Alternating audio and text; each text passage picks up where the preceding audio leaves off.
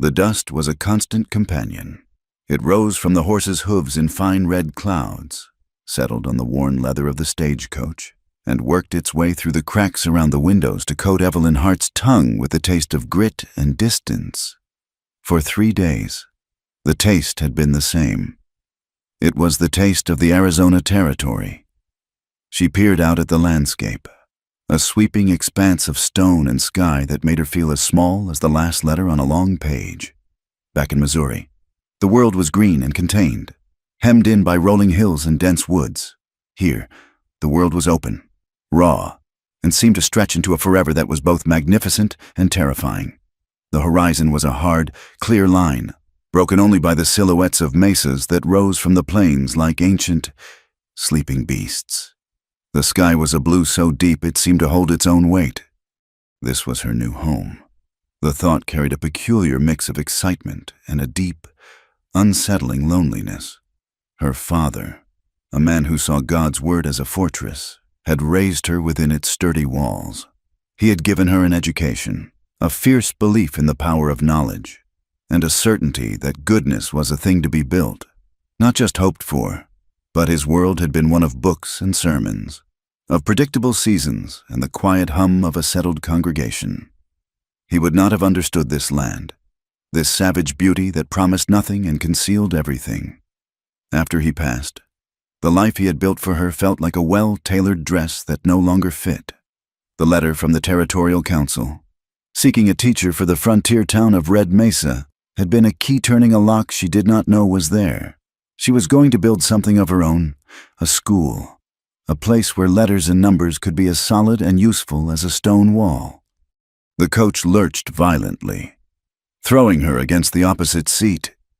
The driver's shout was cut short, a ragged sound torn apart by the wind. Outside, the steady rhythm of the hooves broke into a panicked scramble. Another man, a portly salesman who had snored for the better part of the journey, jolted awake, his eyes wide with alarm. Through the dust-caked window, Evelyn saw them. 3 riders, their faces obscured by dirty bandanas, their pistols held with a lazy confidence that was more menacing than any outright threat. One of them rode forward, his horse blocking the team's path. The driver, a weathered man named Jed, had his hands raised high. The salesman fumbled inside his coat. Evelyn heard him whisper a prayer. One of the riders trotted his horse alongside her window and peered in. His eyes were small and dark. Set in a sun-scorched face, he grinned, a humorless flash of yellowed teeth. He said, "Looks like we have a pretty bird in the cage. Get on out, miss, and bring your valuables with you." Evelyn's heart hammered against her ribs, a frantic bird beating its wings. All the stories she had read, the hushed warnings from her aunt in St. Joseph, they all felt flimsy and distant until this moment. This was real. The smell of unwashed bodies, the glint of sun on a gun barrel, the dry scrape of fear in her own throat. But alongside the fear was a spark of something else, a cold, hard anger. These men were like the rocks on the plain, unthinking and brutal. Jed, the driver, spoke from his perch, his voice tight. "Now hold on, boys. There is no need for this. We do not have much." The leader of the bandits spat a stream of tobacco juice into the dust. He said, "We will be the judge of that. Get down from there, old man." As Jed began to climb down, his movements stiff with age and apprehension, Evelyn made a decision. Her father had taught her that yielding to evil only emboldens it. She would not cower. She clutched her satchel, the one containing her father's Bible and her teaching certificates, tighter. It was all she had of value. Before she could speak, before the salesman could find his voice, a new sound cut through the tense air. It was not loud, just a single, sharp call from the rocks above the trail. It sounded like a hawk, but it was too precise, too deliberate. The 3 bandits stiffened, their heads snapped toward the sound. The leader squinted, his hand tightening on his pistol. He yelled, "Who is there? Show yourself!" There was no answer but the sigh of the wind across the high plateau. The horses, sensing the shift in tension, stamped and snorted. The world seemed to hold its breath. Then he appeared, not with a crash or a shout, but with a fluid silence that was more startling than any noise. One moment the rock ledge was empty. The next, a man was standing there. He was Navajo. That much was clear from his buckskin clothing, the turquoise at his throat, and the way he stood, poised and still as the stone itself. He held a rifle, but he did not point it. He simply held it, and its presence was enough. Another figure materialized from the shadows on the other side of the trail, and then a third. They were all Navajo, all armed, all moving with the same unnerving quiet. They had surrounded the bandits without a single hoofbeat, without a snapped twig. The bandits exchanged nervous glances. Their lazy confidence evaporated, replaced by the twitchy alertness of cornered animals. Their 3 pistols suddenly seemed insignificant against the rifles of the silent men who had appeared from the very earth. The man on the ledge spoke. His voice was low and calm, yet it carried across the distance with absolute clarity. He spoke in English. He said, "This is our land. You are not welcome here. Leave the coach." The bandit leader hesitated, his face a mask of anger and indecision. He snarled, "We are not afraid of you." The Navajo man did not move a muscle. He simply replied, "You should be." There was a long, stretched-out silence. The sun beat down. A bead of sweat traced a path through the dust on Evelyn's window. The bandit leader looked at his men, at the silent figures on the rocks, and then at the stagecoach. The fight went out of him. With a curse, he wrenched his horse around and galloped away, his men scrambling to follow. Their retreat, as chaotic as their arrival, had been arrogant. The dust they kicked up began to settle. The Navajo man on the ledge lowered his rifle and, with a lithe movement, slid down the rock face to the trail.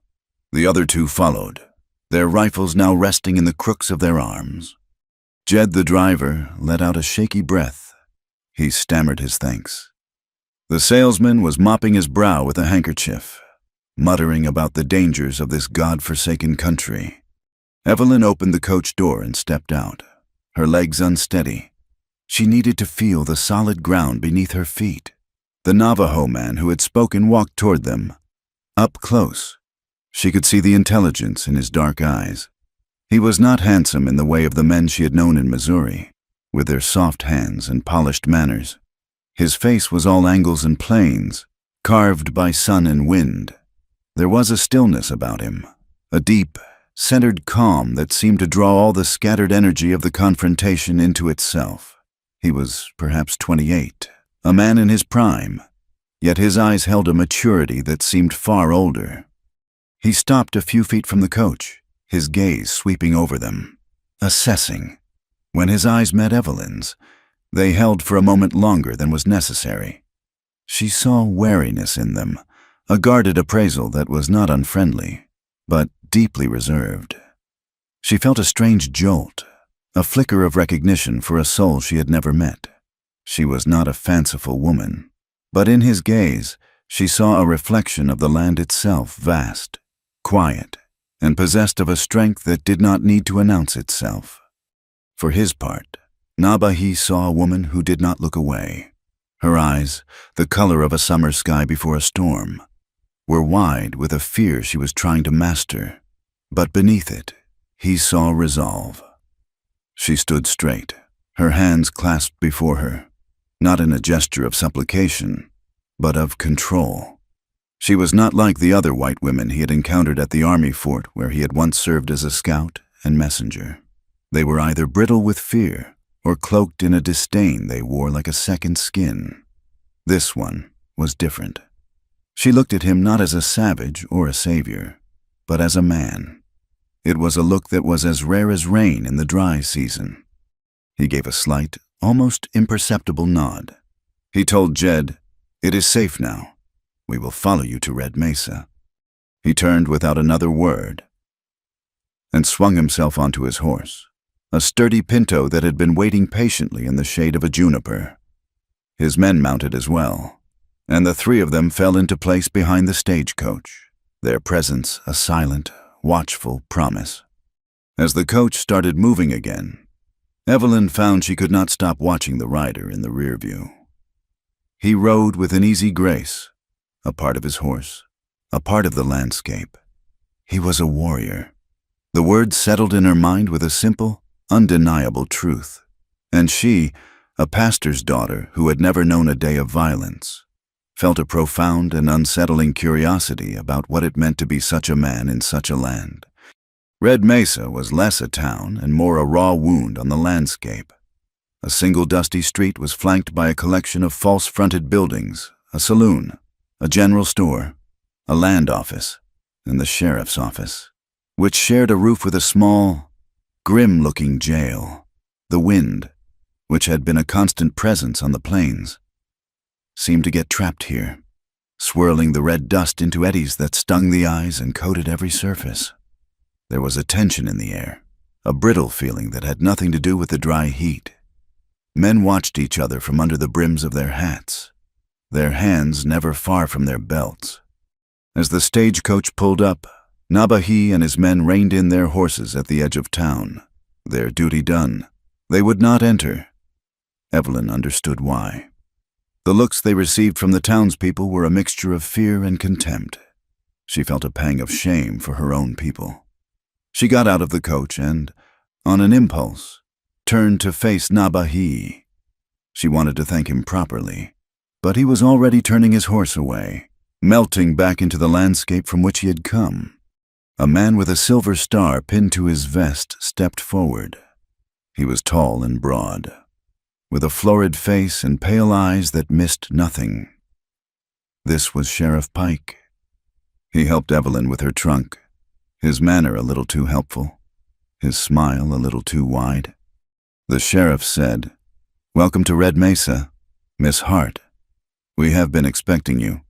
I trust your journey was not too eventful." Evelyn replied, "It had its moments." "Sheriff," his eyes flickered toward the trail where the Navajo riders had been. He said, "Indeed, we have our share of trouble in these parts, but you are safe now. This is a town of law and order." Somehow, the way he said it made it sound like the opposite of the truth. The inciting incident, when it came, was not a gunshot but the rustle of paper. A few days later, the whole town was gathered in front of the land office. Silas Crowley, the man who owned the mine and was financing the new railroad spur, stood on the porch. He was a man built of soft living and hard ambition, his fine suit an affront to the dust and heat. He held up a map, a stark black line drawn across a familiar terrain. Crowley announced with a booming voice, "Progress is coming to Red Mesa. This new line will connect us to the main railway, bringing prosperity for all. It is a great day for our community." He unrolled a document, a contract offering compensation to the Navajo for the use of their traditional grazing lands, the very lands the black line on his map cut through. A murmur went through the crowd. Evelyn stood near the back, listening. She saw Nabahi standing with a group of Navajo elders, his face impassive, his eyes missing nothing. He had seen maps like this before at the army fort. He knew how a simple line on a piece of paper could sever a people from their history. He knew the words on the white man's paper were often as slippery as sand. An elder spoke up, his voice raspy with age. He asked, "What does this paper say? We cannot read your words." Crowley smiled, a benevolent, patronizing expression. He said, "It says you will be well paid for your cooperation. It is a generous offer, a chance to join the modern world." As Crowley was speaking, Sheriff Pike strode through the crowd. He grabbed a young Navajo man, barely more than a boy, by the arm. The boy had done nothing but stand and listen. The sheriff declared, "This one is making trouble. I am taking him in for vagrancy." The boy's eyes widened in fear and confusion. The crowd parted, silent and watchful. This was a demonstration, a show of force. This was Pike reminding everyone who held the power here, whose side the law was on. Evelyn felt a surge of the same cold anger she had felt during the holdup. This was not justice. This was bullying. Plain and simple. Before she could think, she stepped forward. She said, "Sheriff, on what grounds are you arresting him? He has done nothing wrong." Pike turned to face her, his smile gone. His pale eyes were like chips of ice. He said, "Miss Hart, this is official town business. It does not concern you. I suggest you stick to teaching children their letters." Evelyn stood her ground, her voice clear and steady. She replied, "It concerns anyone who believes in fairness. You cannot simply arrest a man for no reason." A hush fell over the crowd. Silas Crowley looked down from the porch, a flicker of annoyance crossing his features. This was not part of his plan. Sheriff Pike took a step closer to her. His sheer size an intimidation tactic, he said in a low, menacing voice. "I can do whatever I need to do to keep the peace in this town. You are new here, Miss Hart.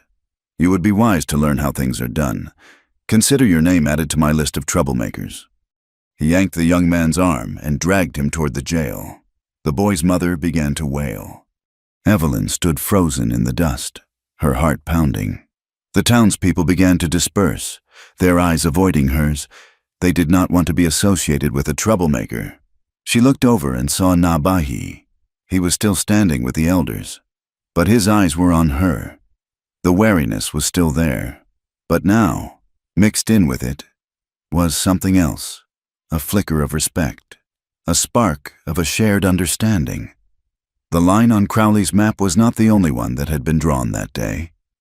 Another line had been drawn in the red dust of the street, and she and the silent Navajo warrior now stood on the same side of it. The fire burned low in the center of the hogan, its light painting dancing shadows on the faces of the men gathered there. The air was thick with the scent of wood smoke and the murmur of the Dine language. Nabahi sat listening, his back straight, his hands resting on his knees. He had reported what he had seen in Red Mesa, the map, the contract, the sheriff's casual brutality, the white woman who had spoken out. Now the elders spoke. They were men whose memories were long, etched with the bitterness of broken promises and forced marches. One of them, a man named Hastian, whose face was a beautiful map of 100 hard seasons, held up a hand for silence. His voice, when he spoke, was like the rustle of dry corn leaves. He said, "A signature on the white man's paper is like the wind changing direction. It promises rain and brings only dust. They come with their iron horses and their shouting, and they do not see the land. They see only what lies beneath it. They do not hear the songs of the ancestors. They hear only the ring of silver. We have signed their papers before. Each time, our world has grown smaller." A younger man, hot-blooded and angry, spoke from the shadows. He said, "Then we should not sign. We should fight." Nabahi watched the fire. He had seen the white man's fighting. He had served at Fort Defiance, had seen the cannons and the long lines of soldiers. He knew that courage was not always enough. He said, "Hastian speaks with wisdom, but the young man speaks with the truth of our hearts. The question is not if we fight, but how. Their weapon is paper. Their strength is in their laws that bend to the will of men with money. We cannot fight them on that ground alone." He looked around the circle. His words carried weight, not because he was the loudest, but because he had been outside. He had seen the enemy's world from within. He had learned its language. He said, "We must know what the paper says, and we must know what the men who wrote it are truly planning." His eyes drifted, for a moment, to a memory of a pair of blue eyes, wide with a fear that had not yet defeated her spirit, a woman who believed in the power of words.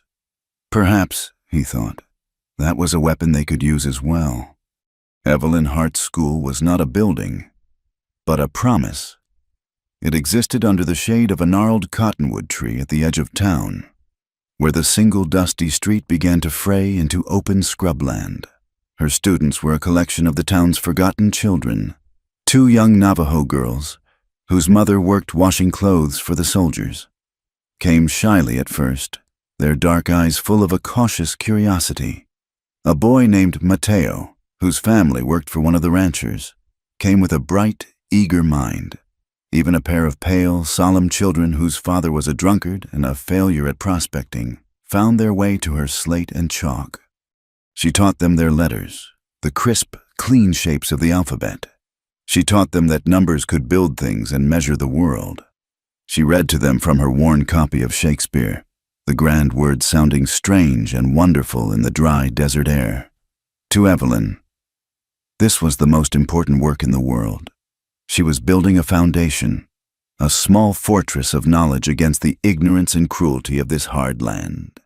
Inevitably, her work drew attention. One afternoon, a woman named Martha Cushing, the wife of the general store owner and a self-appointed guardian of the town's social order, marched down the street toward the cottonwood tree. Her face was set in a mask of stern disapproval. Two other women trailed in her wake like pilot fish. Martha Cushing stopped before Evelyn, her hands on her hips. She said, "Miss Hart, what is the meaning of this?" Evelyn, who was in the middle of showing Mateo how to form the letter B, looked up calmly. She said, "Good afternoon, Mrs. Cushing. I am teaching." Martha Cushing's gaze swept over the small, diverse group of children. Her lip curled. She said, "You are teaching them. It is one thing to offer charity to our own kind, but it is quite another to fill the heads of natives with ideas above their station. It is unnatural. It will only lead to trouble." The Navajo girls shrank back. Mateo's bright expression clouded over. Evelyn rose slowly to her feet. She was not as tall as Martha Cushing, but at that moment, she felt a strength that had nothing to do with physical stature. She said, her voice quiet but firm, "I believe every child has a right to an education. Mrs. Cushing, I do not believe knowledge is a privilege to be handed out based on the color of one's skin. A mind is a mind, and it is a gift from God. My father taught me that it is a sin to allow such a gift to lie fallow." Martha Cushing sputtered, taken aback by the direct, unshakable response. She said, "Your father was a preacher. I hear he would be turning in his grave to see you wasting your time and your reputation on this." Evelyn replied, "My father taught me that the most important work is often the most difficult. Now, if you will excuse me, Mateo and I have a great deal of work to do." She turned her back on the woman and knelt beside the boy. Pointing to the slate, she said, "Let us try again. A line down, and then 2 gentle curves." Defeated by a politeness more unyielding than any argument, Martha Cushing huffed and turned, herding her companions back toward the supposed civilization of the main street. The children, seeing the danger had passed, slowly relaxed. But a line had been drawn. Evelyn was not just the new school teacher. She was a pariah to the town's ruling class. Her isolation made her a target, but it also made her an ally. A few nights later, there was a soft, hesitant knock at the door of the small room she rented behind the doctor's office. She opened it to find Arthur Pence, the town clerk. He was a small, nervous man with ink stains on his fingers and fear in his eyes. He scurried inside, closing the door quickly behind him. He wrung his hands, his gaze darting around the simple room as if the walls themselves had ears. He whispered, "Miss Hart, I should not be here. If Sheriff Pike knew, or Mr. Crowley." Evelyn guided him to a chair. She said, "What is it? Mr. Pence, you can speak freely here." He took a shaky breath. He said, "I saw you, in the street. You stood up to Pike. No one does that. I have a conscience. Miss Hart, a small one, perhaps, but it gnaws at me. I have seen things. I have filed papers. Things are not right here." He told her about the land claims, how Crowley was using old, obscure laws to invalidate Navajo grazing rights. He spoke of bribes and backroom deals. Then his voice dropped even lower, to a terrified whisper. He said, "It is the storehouse, the Navajo winter stores. Crowley was talking to Pike. He said if the Navajo would not sign the contract, a little fire might persuade them that this land is no longer safe for them. They plan to burn it, soon, before the first snow, to force them to move or starve. A cold dread settled in Evelyn's stomach. This was no longer about legal maneuvering. It was a plan for calculated, cruel destruction. She knew she could not go to the sheriff. The sheriff was part of it. There was only one person she could turn to, a man who had appeared from the rocks when she needed him most. The next evening, just as the sun began to bleed across the horizon, she walked to the edge of town, near her Cottonwood school. She carried a small bundle, some bread, and a piece of cheese. She did not know what else to do. She just waited, feeling the vastness of the approaching night. A small, solitary figure in an immense landscape. He came as he had before, with a silence that was a sound in itself. She did not hear Nabahi's approach until his voice came from the shadows behind her. He said, "It is not safe for you to be out here alone. School teacher." She turned, her heart leaping into her throat. He was standing by the trunk of the cottonwood, a rifle held loosely in one hand. He was not threatening, simply present. She said, "I was hoping I might see you. I need to talk to you." He stepped into the fading light, his eyes searching her face. He said, "You spoke for a boy who had no voice. Why?" She answered simply, "Because it was the right thing to do." He considered this for a long moment, then gave a slight nod. He said, "What do you need to tell me?" They sat on a flat rock as the first stars pricked the deep purple of the sky. The air grew cold. Evelyn told him everything Arthur Pence had revealed, her words tumbling out in a hushed, urgent rush.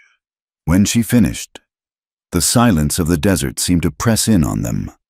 A coyote yipped in the distance, a lonely, mournful sound. Nabahi stared out into the darkness. His jaw was tight. He had suspected Crowley was ruthless, but this was a new level of evil. To destroy a people's food was to destroy their future. It was a declaration of a war that would be fought not with bullets, but with starvation. He finally turned to her, his gaze intense. He asked, "Why do you bring this to me? Why not your own people?" She met his gaze without flinching. She said, "Because it seems my own people are the ones lighting the match, and because I think you are a man who understands what honor means." That night, an unlikely alliance was forged in the cold desert air. They were two people from different worlds, a teacher and a warrior, brought together by a shared sense of justice. They began to meet in secret. She, with her ability to read the white man's documents, became his eyes. He, with his knowledge of the land and its people, became her guide. She translated a shipping manifest she obtained from a sympathetic freight worker, revealing that Crowley was importing far more blasting powder than his mine required. He led her on a quiet ride along the proposed railway route, showing her how the line cut off vital water sources for the Navajo flocks. During one of these clandestine journeys, Nabahi reined in his horse on a high ridge overlooking the surveyor's camp. From their vantage point, hidden among the pinon and juniper, they could see the campfires and hear the faint sound of men's laughter. But it was a large map, spread out on a table under a lantern. That held their attention. It was far more detailed than the one Crowley had shown in town. Nabahi's body went rigid. He pointed, his finger trembling almost imperceptibly. He said, "There, that canyon, and the 3 small mesas that stand like sentinels at its mouth." Evelyn peered through the small spyglass he handed her. She saw the landmarks he described, crudely but clearly drawn. She said, "What is it?" His voice was a low, guttural sound, filled with a pain that was ancient and deep. He said, "It is Chenili, the place of the ancestors. It is where our grandfathers and their grandfathers are buried. The line on their map, the path for their iron horse.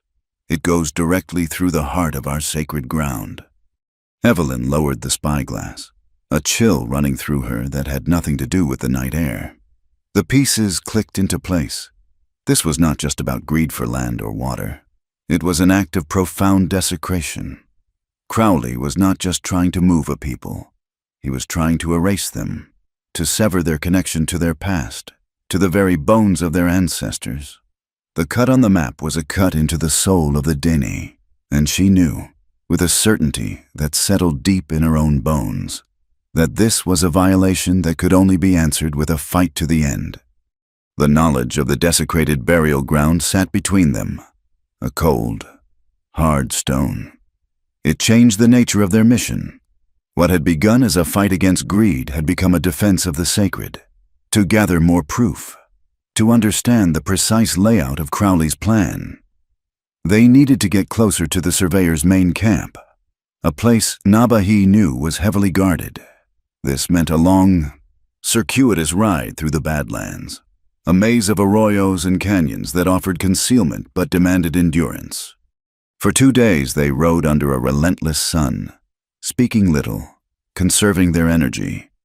The world was reduced to the creak of saddle leather, the rhythmic plodding of the horses, and the shimmering heat that warped the air above the red rocks.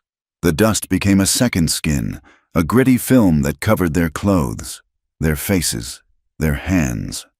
Evelyn felt it in her throat, in her eyes, a constant reminder of the harshness of this land.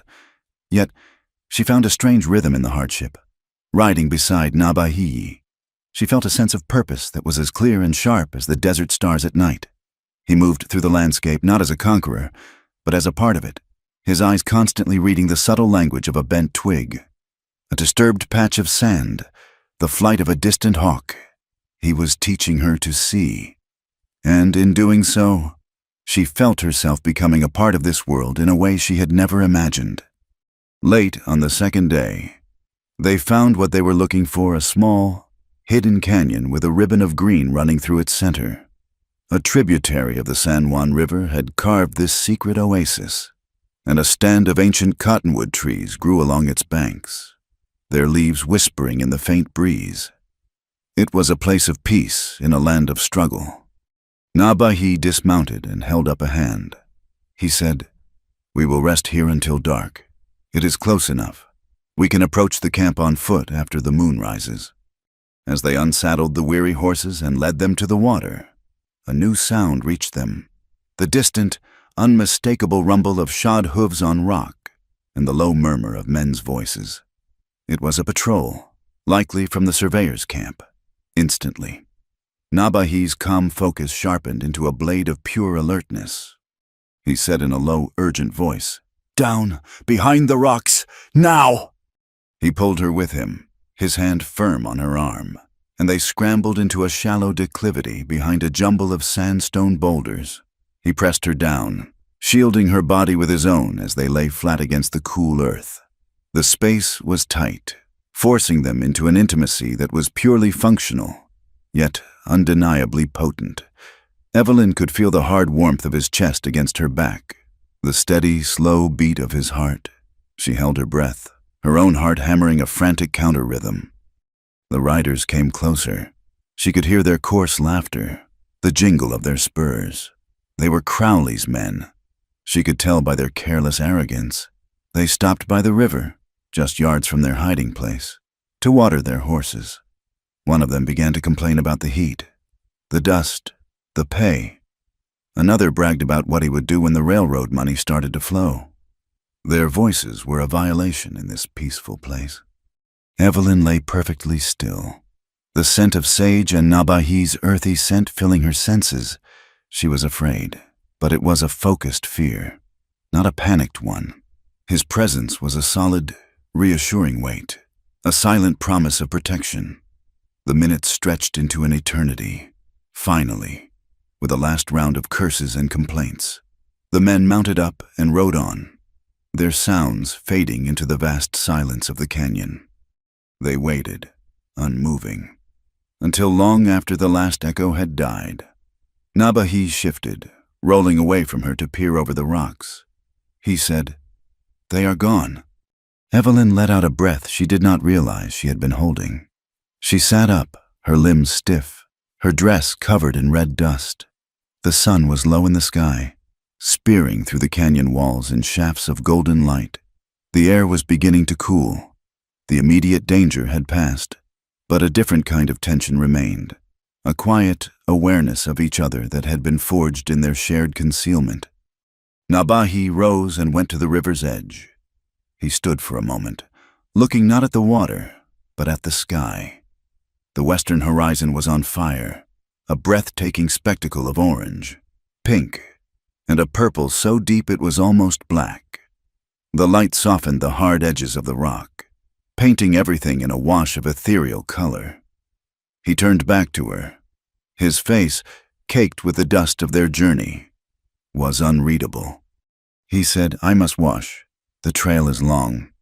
He turned his back to her and began to unbutton his shirt. Evelyn's first instinct, a lifetime of modesty drilled into her by her father's sermons, was to look away. It would have been the proper, ladylike thing to do. Her cheeks grew hot, but she found she could not. She was frozen in place, a silent observer in the fading light. He shed his shirt, revealing a back and shoulders corded with muscle, his skin the color of polished copper. Scars, pale lines against the dark skin, told stories of battles she could not imagine. He moved with an unhurried, practical grace, untying his leggings, stepping out of his moccasins. There was no shame in his movements, no artifice. It was as natural as a hawk shedding a feather. The Navajo warrior bathed naked in the river at sunset, and the virgin's eyes wouldn't look away.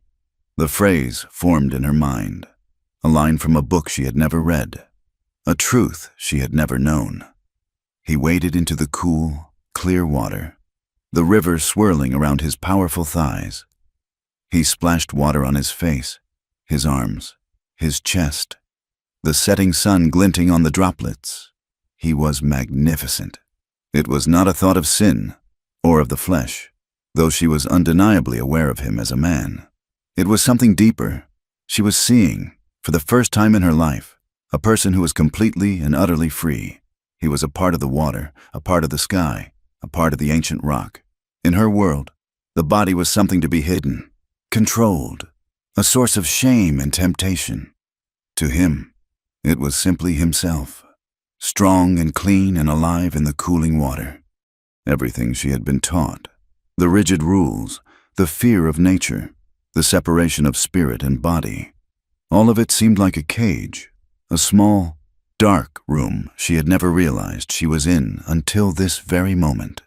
He was the world outside that room. He must have felt her gaze. As he turned to come out of the water, his eyes met hers across the short distance. He did not falter.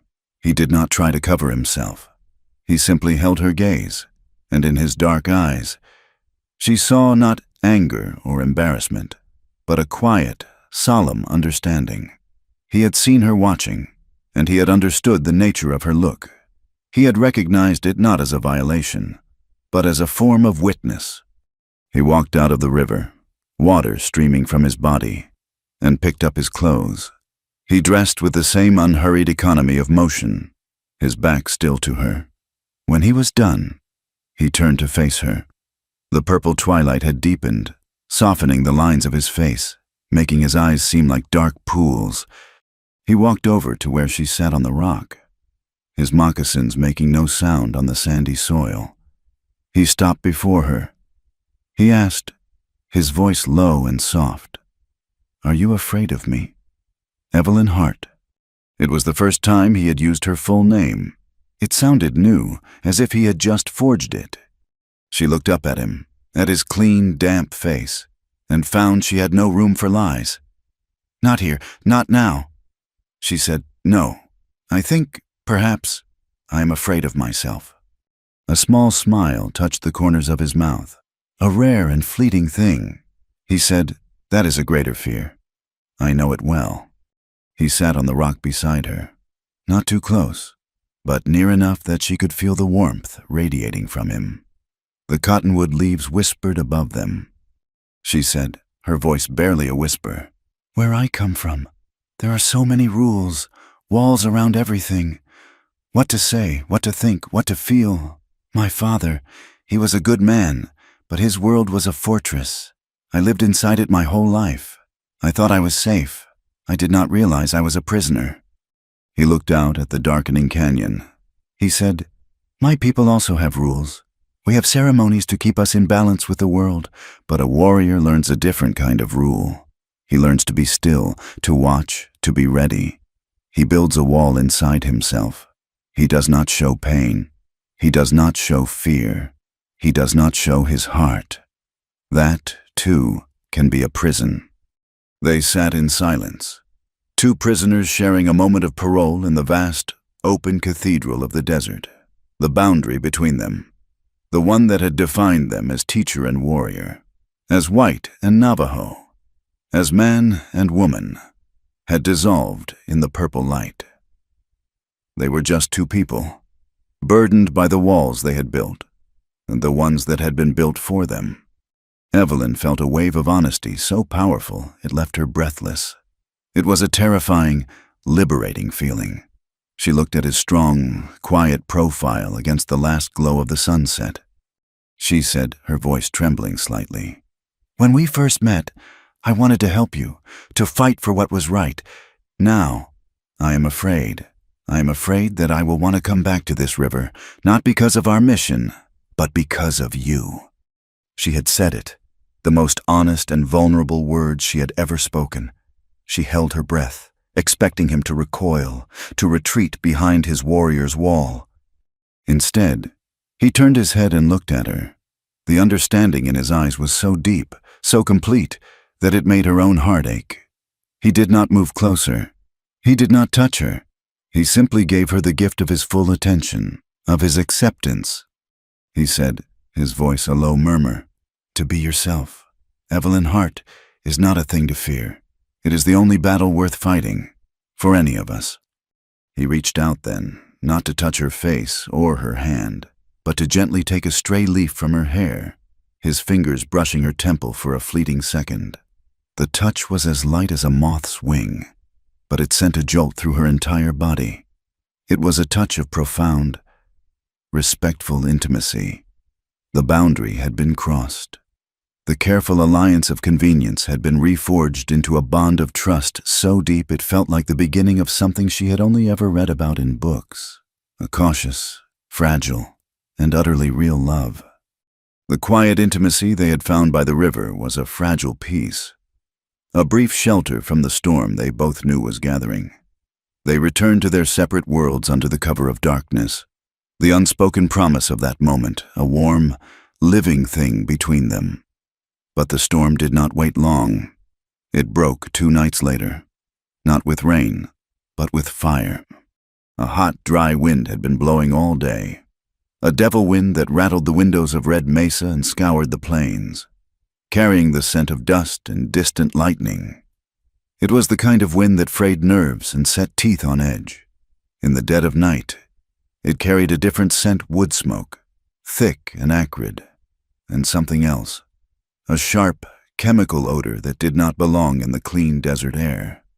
A rider, his horse lathered in a panic, brought the news to the Navajo camp first, the storehouse, the large, sturdy adobe structure where they kept the winter provisions, the corn and dried meat, the blankets and seeds that meant the difference between life and a slow, hungry death, was burning.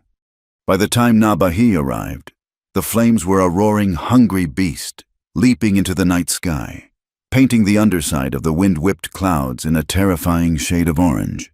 The fire was unnaturally fast, unnaturally ferocious. It did not consume the building. It devoured it. The heat was a physical blow, driving people back. The community was in chaos, men shouting uselessly, women weeping in despair, their faces illuminated by the destruction of their future. Nabahi's heart grew cold and hard in his chest. This was not an accident. This was the fulfillment of the whispered threat Evelyn had brought to him. This was Crowley's answer to their refusal to sign his paper. Amid the panic, a woman's shriek cut through the roar of the fire. It was a sound of pure terror. She was pointing at a small, lean-to structure attached to the main storehouse, a place where tools and firewood were kept. Her young son, a boy of 6 named Little Sparrow, had been sleeping there, seeking refuge from the wind. Now, a fallen, burning timber blocked the doorway, and the roof was beginning to sag. Without a second's thought, Nabahi moved. He grabbed a heavy woolen blanket from a nearby horse and plunged it into a water trough, soaking it through, wrapping the heavy, dripping fabric around his head and shoulders. He ran toward the lean-to, ignoring the shouts of warning from the others. The heat was a living entity, searing his lungs with every breath. He heaved at the burning log, the muscles in his back and shoulders screaming in protest as splinters of fire bit into his hands. With a great, grunting effort, he rolled it aside and plunged into the smoke-filled space. He found the boy huddled in a corner, coughing and crying, his eyes wide with terror. Nabahi scooped him up, wrapping the small body in a corner of the wet blanket. He said, his voice a low, calming rumble, "I have you, be still." As he turned to leave, a section of the roof gave way, raining down a shower of embers and a heavy, smoldering beam. He threw himself forward, shielding the child with his own body. The beam struck his left arm, a blow of white-hot agony that nearly drove him to his knees. But he did not stop. He staggered out into the open air, the boy held safely against his chest, and collapsed to the ground, gasping for breath as people rushed to help. The lean-to collapsed behind them in a final, explosive whoosh of flame. He had saved the boy, but the storehouse was a total loss. As the sun rose, it revealed a scene of utter devastation. Only the blackened adobe walls remained, standing like skeletal fingers against a pale, smoke-hazed sky. The ground was a carpet of gray ash and charred debris. The smell of destruction hung heavy in the air, a funeral shroud for the community's hopes. In Red Mesa, Evelyn woke to the smell of smoke and a sense of profound dread. When the news came, it was exactly as she had feared. She dressed quickly and walked to the site, her heart a leaden weight in her chest. She saw the despair on the faces of the Navajo, the smoldering ruins, the small groups of people huddled together as if for warmth against a cold that had nothing to do with the morning air. She found Nabahi sitting apart from the others, his arm wrapped in a crude bandage. A medicine man was tending to the burn, a long, angry red welt that ran from his shoulder to his elbow. Their eyes met across the space of the ruins. His were filled with a cold, controlled fury. Hers were filled with a sorrow so deep it was almost an anger of its own. No words were needed. They both knew who was responsible. But knowing and proving were two different things. While others began the grim task of sifting through the ashes for anything salvageable, Evelyn's practical mind went to work. This was not the time for tears. It was the time for facts. She began to walk the perimeter of the ruins, her eyes scanning the ground. Her father had taught her to be observant, to look for the details that others missed. She found it near the back wall, in a place sheltered from the main force of the wind, a dark, oily stain on the sandy soil, and a smell that confirmed her suspicions. It was the sharp, pungent odor of kerosene. It was the same smell as the blasting powder accelerant she had read about on Crowley's shipping manifest. A fire fed by dry wood and a strong wind was one thing. A fire fed by kerosene was a firestorm. This was her proof. It was small, but it was a start. Her investigation was cut short by the arrival of Sheriff Pike and two of his deputies. They rode in as if they were a conquering army, their horses kicking up the gray ash. Pike dismounted, a look of grim satisfaction on his face. He surveyed the scene, his gaze sweeping over the defeated people. He said, his voice loud enough for all to hear, "A terrible tragedy. This is what happens when you have agitators stirring up trouble. Rebellious talk leads to rebellious acts." He strode through the crowd and stopped in front of the medicine man, an old, respected elder named Gray Owl. Gray Owl was a man of peace, a keeper of stories and ceremonies. He looked up at the sheriff, his ancient eyes calm and unafraid. Pike pointed a thick finger at him. He said, "I am arresting you, old man, for arson, for inciting a riot, for endangering this whole territory." A wave of shock and outrage rippled through the Navajo. Gray Owl had been nowhere near the storehouse. He was a symbol of their culture, of their connection to their faith. To arrest him was to arrest the people themselves. It was a calculated act of humiliation. Nabahi rose to his feet, his injured arm held stiffly at his side. His voice was dangerously quiet. He said, "He did nothing. You know this. This is not justice."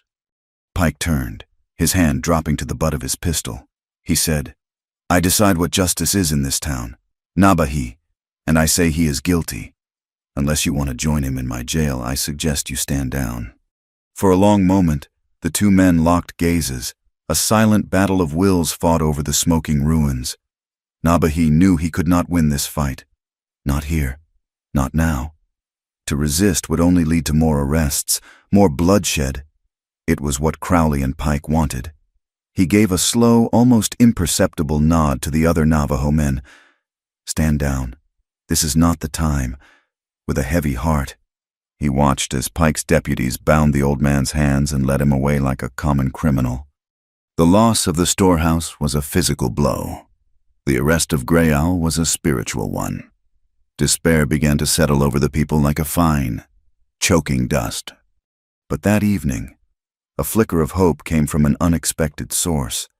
A freight worker, a man named Thomas who had always been quietly decent to Evelyn, found her at her school under the cottonwood tree. He was agitated, his eyes wide. He said, "Miss Hart, I have to tell you something. It is about the fire. There is a man, one of Crowley's hired hands, a fellow named Jeb. He is over at the saloon, drunk and running his mouth. He is bragging. He says he earned his bonus last night, says he lit a fire that could be seen all the way from hell. He named Crowley. Miss, he said Crowley paid him." Evelyn's mind raced. An eyewitness, a confession. This was it. She said, "Thomas, can you get him out of there? Can you bring him to the doctor's office? We need a sober witness." Thomas nodded grimly. He said, "I will try." He went back to the saloon, but it was too late. As he was trying to persuade the drunken Jeb to leave, one of Pike's deputies intervened. A fight broke out, a chaotic, violent scuffle in the middle of the crowded saloon. When it was over, Jeb lay on the floor, a knife in his ribs. The deputy claimed it was self-defense, that Jeb had pulled the knife on him. In the confusion, no one could say for sure what had happened. The only man who could directly link Crowley to the fire had been silenced forever. When Thomas brought her the news, Evelyn felt a wave of cold fury. They were not just criminals, they were meticulous. They left no loose ends. That night, she met Nabahi at their designated spot, the rocks at the edge of town. The moon was a sliver in the sky, offering little light. She told him about the kerosene stain. She told him about Jeb, the drunken confession, and the convenient knife fight in the saloon. He listened, his face a granite mask in the darkness. When she was finished, he told her about the mood in the camp, the despair that was threatening to turn into a desire for violent revenge, a desire he was struggling to contain. He said, his voice raspy with fatigue and anger, "They want us to fight. They are trying to provoke a war so the soldiers will come. Then they can take the land and say they were restoring order." Evelyn looked at the lights of Red Mesa, a small, fragile cluster in the immense darkness. It seemed like a place of wolves masquerading as men. She said, "We cannot fight them with guns. Nabahi, we will lose. We have to fight them with the truth. My father always said that the truth is a stubborn thing. It can be buried, but it cannot be destroyed." She clutched the small, oily rag she had used to soak up the kerosene. It was not much, but it was something. She said, "I have this, and Arthur Pence, the clerk. He knows about the paperwork. And Thomas heard the confession. Even if Jeb is dead, a circuit judge is due in the territory in 2 weeks. They will hold a public court session. It is our only chance." Nabahi looked at her, at the fierce determination in her eyes. In the face of so much loss, she was not broken. She was focused. She was a warrior in her own way. The respect he felt for her deepened, solidifying into something unshakable.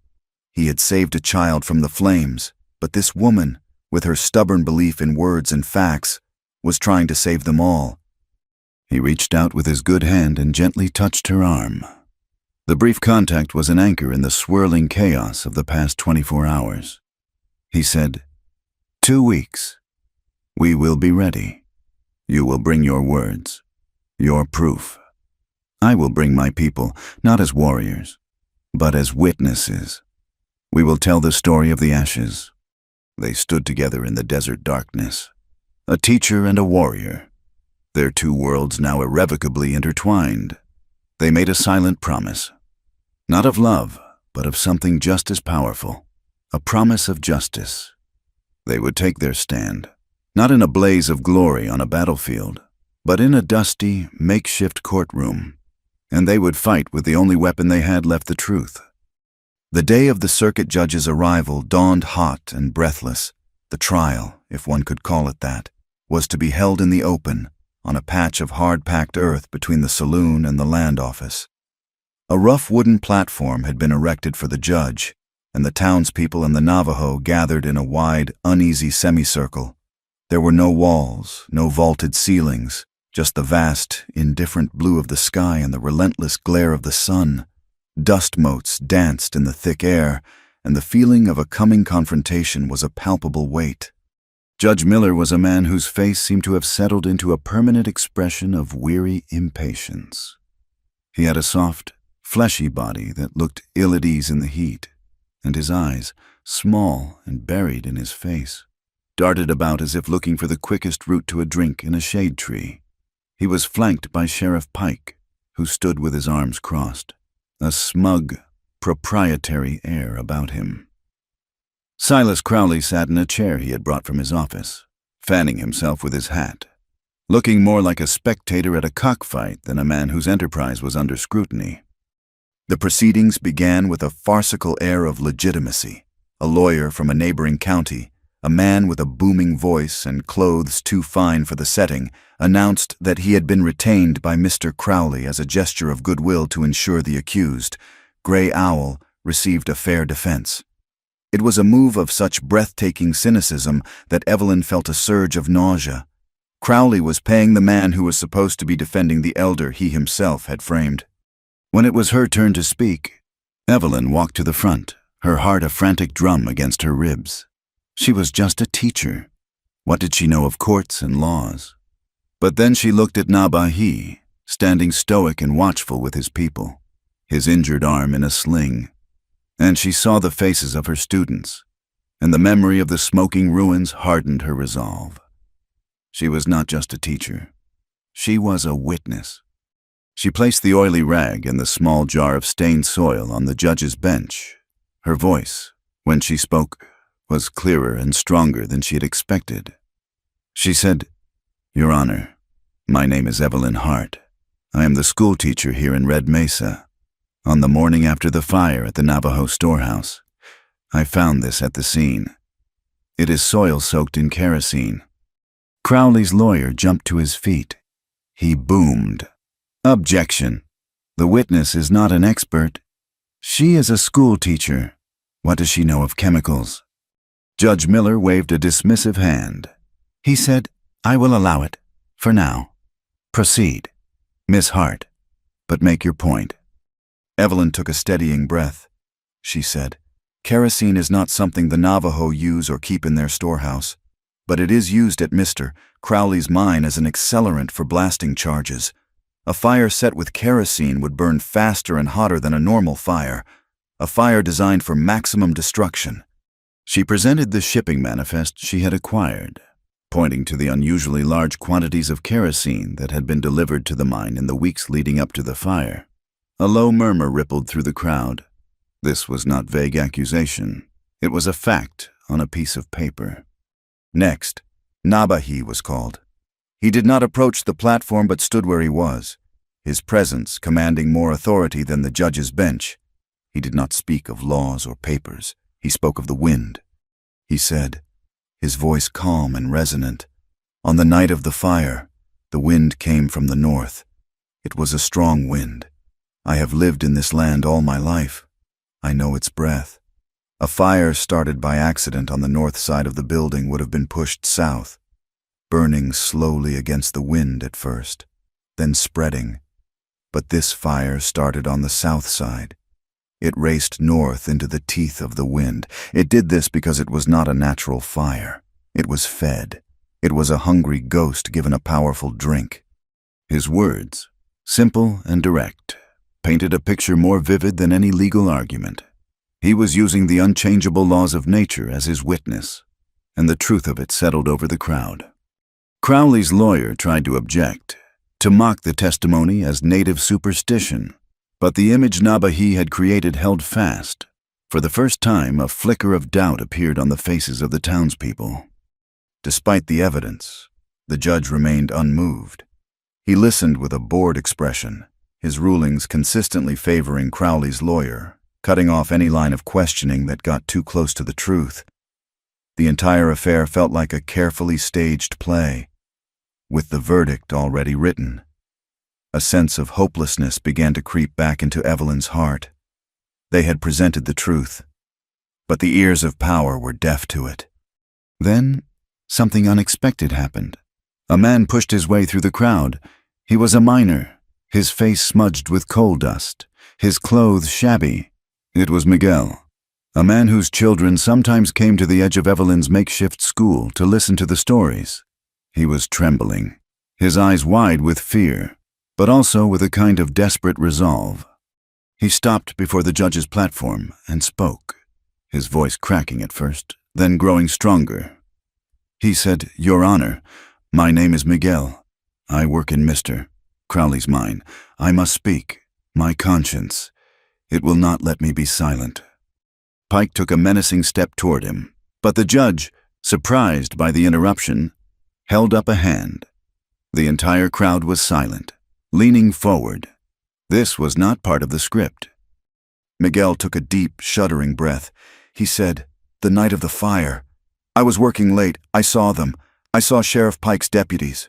They were loading cans into a wagon, behind the mine office. The big cans of kerosene. I thought it was for the mine. But the wagon, it did not go toward the shafts. It went toward the Navajo lands." A collective gasp went through the crowd. Pike's face went white with fury. Crowley half rose from his chair, his face a mask of disbelief. Crowley's lawyer shouted, "Objection! This is a fabrication! This man is a disgruntled employee!" But Miguel was not finished. He looked directly at the judge, tears welling in his eyes. He said, "My children, they are hungry. I need this job."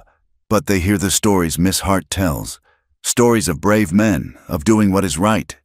How can I look my son in the eye if I let an old, good man go to jail for a crime he did not commit? I saw what I saw. I swear it on the soul of my mother."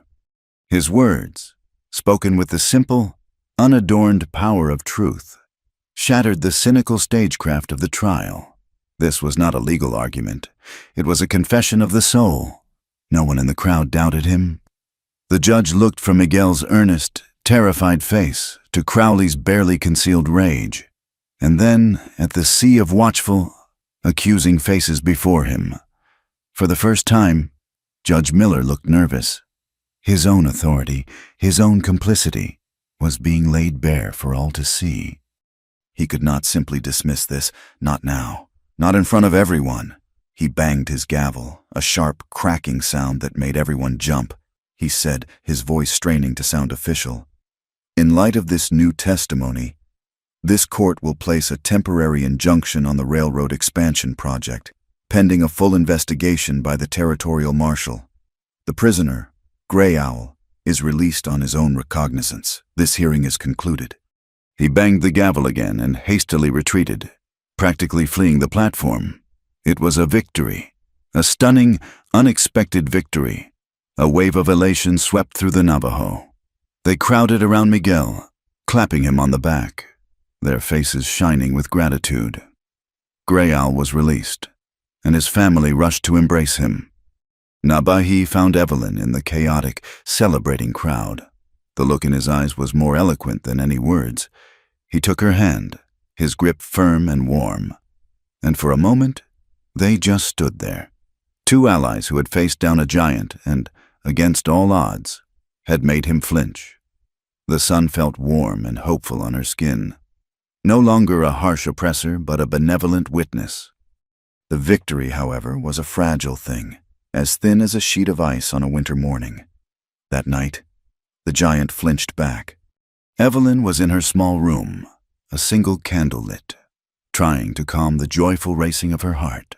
A loud crash from outside sent a jolt of alarm through her. It came from the direction of her school. She grabbed a heavy shawl and hurried out into the darkness. What she saw stopped her breath. Her school, her small sanctuary of hope under the cottonwood, was being destroyed. 3 figures, their faces hidden by the darkness, were moving with a brutal, systematic violence. It was Sheriff Pike and 2 of his deputies. She recognized their shapes, the way they moved. They were not just vandals, they were assassins of hope. They smashed the children's slates against the trunk of the tree, the sound of the shattering stone like breaking bones. They ripped the pages from the few precious books she had, scattering them like dead leaves on the ground. They kicked over the benches she had so carefully arranged, splintering the wood. It was a violation, a furious, hateful desecration of everything she was trying to build. She stood frozen in the shadows, a wave of cold terror washing over her. This was the price of their victory. This was the answer of men who could not win with lies, and so turned to brute force. When they were finished, when the small clearing was a wreck of shattered dreams, Pike walked to the massive trunk of the cottonwood tree. He pulled a knife from his belt, the same knife he had used to cut a plug of tobacco that afternoon. In the faint moonlight, she saw the blade glint as he stabbed it deep into the bark, pinning a torn page from her book of Shakespeare to the tree. Then he turned and looked directly toward the shadows where she was hiding. He could not have seen her, but he knew she was there. He knew she would see his message. He said, his voice a low, chilling growl that carried on the night air, "This is your first and only warning. Schoolteacher, Red Mesa has no room for troublemakers. Pack your bags and get on the next stagecoach out. If you are still here by the end of the week, the next thing we burn will not be a building." The threat hung in the air, as sharp and cold as the blade of his knife. Then he and his men melted back into the darkness of the main street, leaving behind only destruction and the suffocating silence of their menace. Evelyn walked slowly into the clearing, her feet crunching on the fragments of slate. She looked at the wreckage, at the torn pages fluttering in the breeze, at the knife pinning a piece of her life's work to the tree. The hope and elation she had felt only hours before had curdled into a cold, hard knot of fear and fury in her stomach. She had won a battle in the sun, but in the darkness, she had learned the true nature of the war. It was not just about land or justice. It was a fight for her own survival. Sheriff Pike's threat was not a gust of wind that would blow over. It was a seed of violence planted in the dark, and Evelyn Hart had no intention of waiting for it to bear its bitter fruit. Fear was a cold, sharp thing, but she found that defiance was a fire that could hold it at bay. She did not pack her bags. She did not look for the next stagecoach. Instead, the morning after the destruction of her school, she went back to the cottonwood tree with a calm, deliberate patience. She began to pick up the torn pages of her books, to gather the splintered pieces of the benches, to pull Pike's knife from the heartwood of the tree. This was her ground, and she would not cede it. Nabahi found her there, a solitary figure in a landscape of her own small ruin. He had come expecting to find her gone, or at least packing to leave. He had seen the fear in her eyes the night before, but seeing her now, her jaw set, her hands methodically cleaning and sorting, he felt a profound and quiet admiration. The strength of this woman was not in the swing of an axe or the pull of a bowstring, but in a resilience as deep and stubborn as the roots of the ancient tree she stood under. He said, his voice soft, "They thought they could scare you away." Evelyn looked up, her hands dusty with the fragments of a slate. She said, "They made a mistake. They showed me how much this small place means to me. They showed me I cannot leave. We won in their courtroom, but they will not stop. What do we do now?" Nabahi, we have the truth, but they have the guns. Nabahi looked past her, toward the distant silhouette of the mines, a scar on the horizon.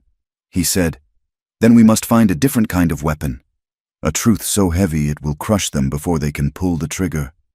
The destruction of the school and Pike's open threat had an unintended effect. It cracked the veneer of fear and apathy that held Red Mesa in its grip. The seed of courage that Miguel had planted at the trial began to sprout in unexpected places. Nabahi, moving with a quiet purpose, began to nurture it. He spoke first to the younger Navajo men, their anger still simmering from the fire and the arrest of Gray Owl. They were ready for a fight, and he did not discourage their fire. He channeled it. He said, our ancestors did not win battles with rage alone. They won with patience, with knowledge of the terrain, and by choosing the moment to strike. Our moment is coming. We must be ready. We must be disciplined. Then, with Miguel as his emissary, he met with a small group of miners in a hidden arroyo miles from the town. These were men who had seen their friend Miguel stand up and speak truth, and they had seen him keep his job only because Crowley feared making him a martyr. They were tired of the low pay, the dangerous conditions, and the arrogance of a boss who treated them as less than human. When Nabahi spoke of a plan to expose Crowley's corruption once and for all, they listened. His next visit was to a rancher named Jedediah Smith, a grizzled, pragmatic man whose land bordered the proposed railroad line. Smith was a man who kept to himself, who judged others not by their race, but by their word. Nabahi did not appeal to his sense of justice, but to his sense of survival. He laid out a map drawn in the dirt, showing how the railroad's deep cuts would divert the only creek that watered Smith's herds in the dry season. Smith chewed on a piece of straw for a long time. His eyes narrowed. He finally said, I do not want any trouble, but I will not stand by and watch my cattle die of thirst for Silas Crowley's profit. What do you need? The final piece of their strange alliance came from Evelyn.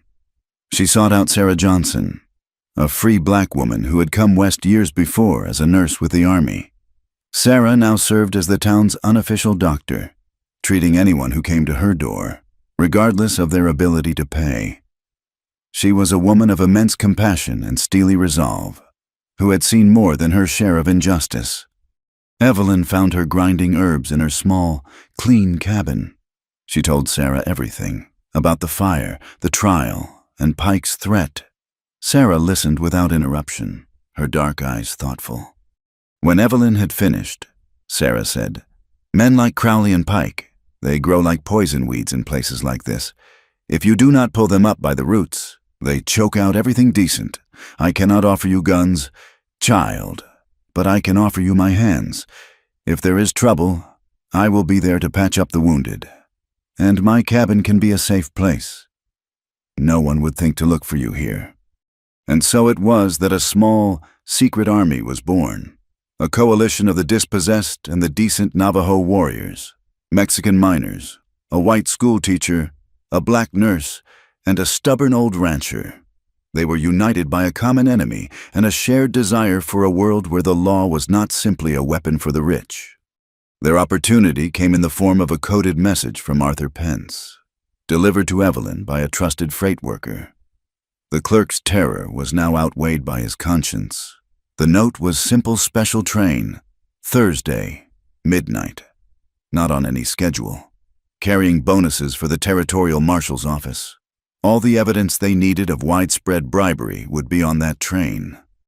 They met that night in Jedediah Smith's barn, the air thick with the smell of hay and nervous sweat, using a lantern-lit map. Nabahi laid out the plan. He knew the rail line intimately. A few miles east of town, the unfinished track crossed a deep, narrow gorge on a newly built wooden trestle bridge. A train would have to slow to a crawl to cross it safely. That was where they would strike. He said, We are not robbers. We are not there to take money. We are there to find the proof, the ledgers, the payment records. They will be in a strongbox in the mail car, likely with a paymaster and 2 guards. Miguel, you and your men will know that car. You will create a diversion at the far end of the bridge. Jedediah, your men will be waiting with horses in the gorge below. Evelyn, you will come with me and Miguel. You can read their papers faster than any of us. You will identify what we need." Evelyn's heart pounded. This was no longer about testifying in a courtroom. This was dangerous, real. But she looked around the circle of determined faces and knew there was no other way. She nodded. "I will be there." Thursday night was a sliver of moon and a sky full of stars so bright they seemed to crackle in the cold, dry air. A biting wind swept across the plateau, making the trestle bridge moan like a living thing. They waited in the darkness, hidden among the rocks of the gorge, a small band of shadows against the immense landscape. The distant rumble came first. A vibration felt through the soles of their boots, then a faint pinpoint of light, the headlamp of the locomotive, growing steadily larger. The train was short, just an engine, a tender, and 2 cars. As it reached the approach to the bridge, it slowed, just as Nabahai had predicted, its steel wheels groaning in protest. At his signal, Miguel's men ignited a pile of brush on the tracks at the far end of the bridge. The sudden flare of light and smoke was the distraction they needed. As the engineer applied the brakes, Nabahi, Miguel, and Evelyn scrambled up the embankment and swung themselves aboard the mail car. Inside, a single paymaster and 2 armed guards looked up in stunned surprise. The fight was short and brutal. Nabahi moved with a fluid, disabling efficiency, using his good arm and the element of surprise to neutralize one guard while the miners swarmed the other 2. They found the strongbox, a heavy, iron-banded chest. It took 2 men to pry it open. Inside were stacks of money and several sealed envelopes addressed to prominent officials. It was a significant find, but Evelyn, her eyes scanning the contents, knew something was missing. The ledger, the detailed account book that would be the undeniable proof. She said, "It is not here. This is the payment, but not the record of it." Outside, shouts from the engine crew told them their time was running out. Miguel said, "We have to go. This is enough." But Evelyn's gaze was drawn to the locomotive. Through the open door, she could see the front of the engine, and on it, something she had noticed when the train first approached. It was a large, ornate brass cross, bolted to the engine's faceplate just below the headlamp. It was a strange, ostentatious display of piety for a simple work train. On a desperate hunch, she pushed past them. She said, "Wait." She ran along the narrow catwalk to the front of the engine. The engineer stared at her, his face white with fear. She ignored him, her fingers fumbling at the cross. It felt solid. But as her hands explored its surface, she found a small, almost invisible seam. She twisted it. With a faint click, the face of the cross swung open on a hinge. Inside, nestled in a hollowed-out compartment, was a leather-bound ledger. Her heart leaped. This was it, the absolute damning proof of Crowley's corruption, hidden in plain sight, masked by a symbol of faith. The sheer, blasphemous irony of it took her breath away. She grabbed the book just as a gunshot rang out. The rear guard had recovered and was firing wildly. She heard Nabahi shout her name. It was time to go. They leaped from the train onto the soft earth of the gorge. The ledger clutched tightly in Evelyn's hands. Jedediah's men were there with the horses, and they mounted and spurred their steeds into a gallop, melting into the network of canyons as the train's crew fired uselessly into the darkness. They rode hard for an hour, the wind a raw, scouring force against their faces, the sound of their horses' hooves echoing from the canyon walls. They were pursued, and they had to lose them. Nabahi led them on a difficult, dangerous path that ended at the banks of a river, swollen with recent rains from the mountains.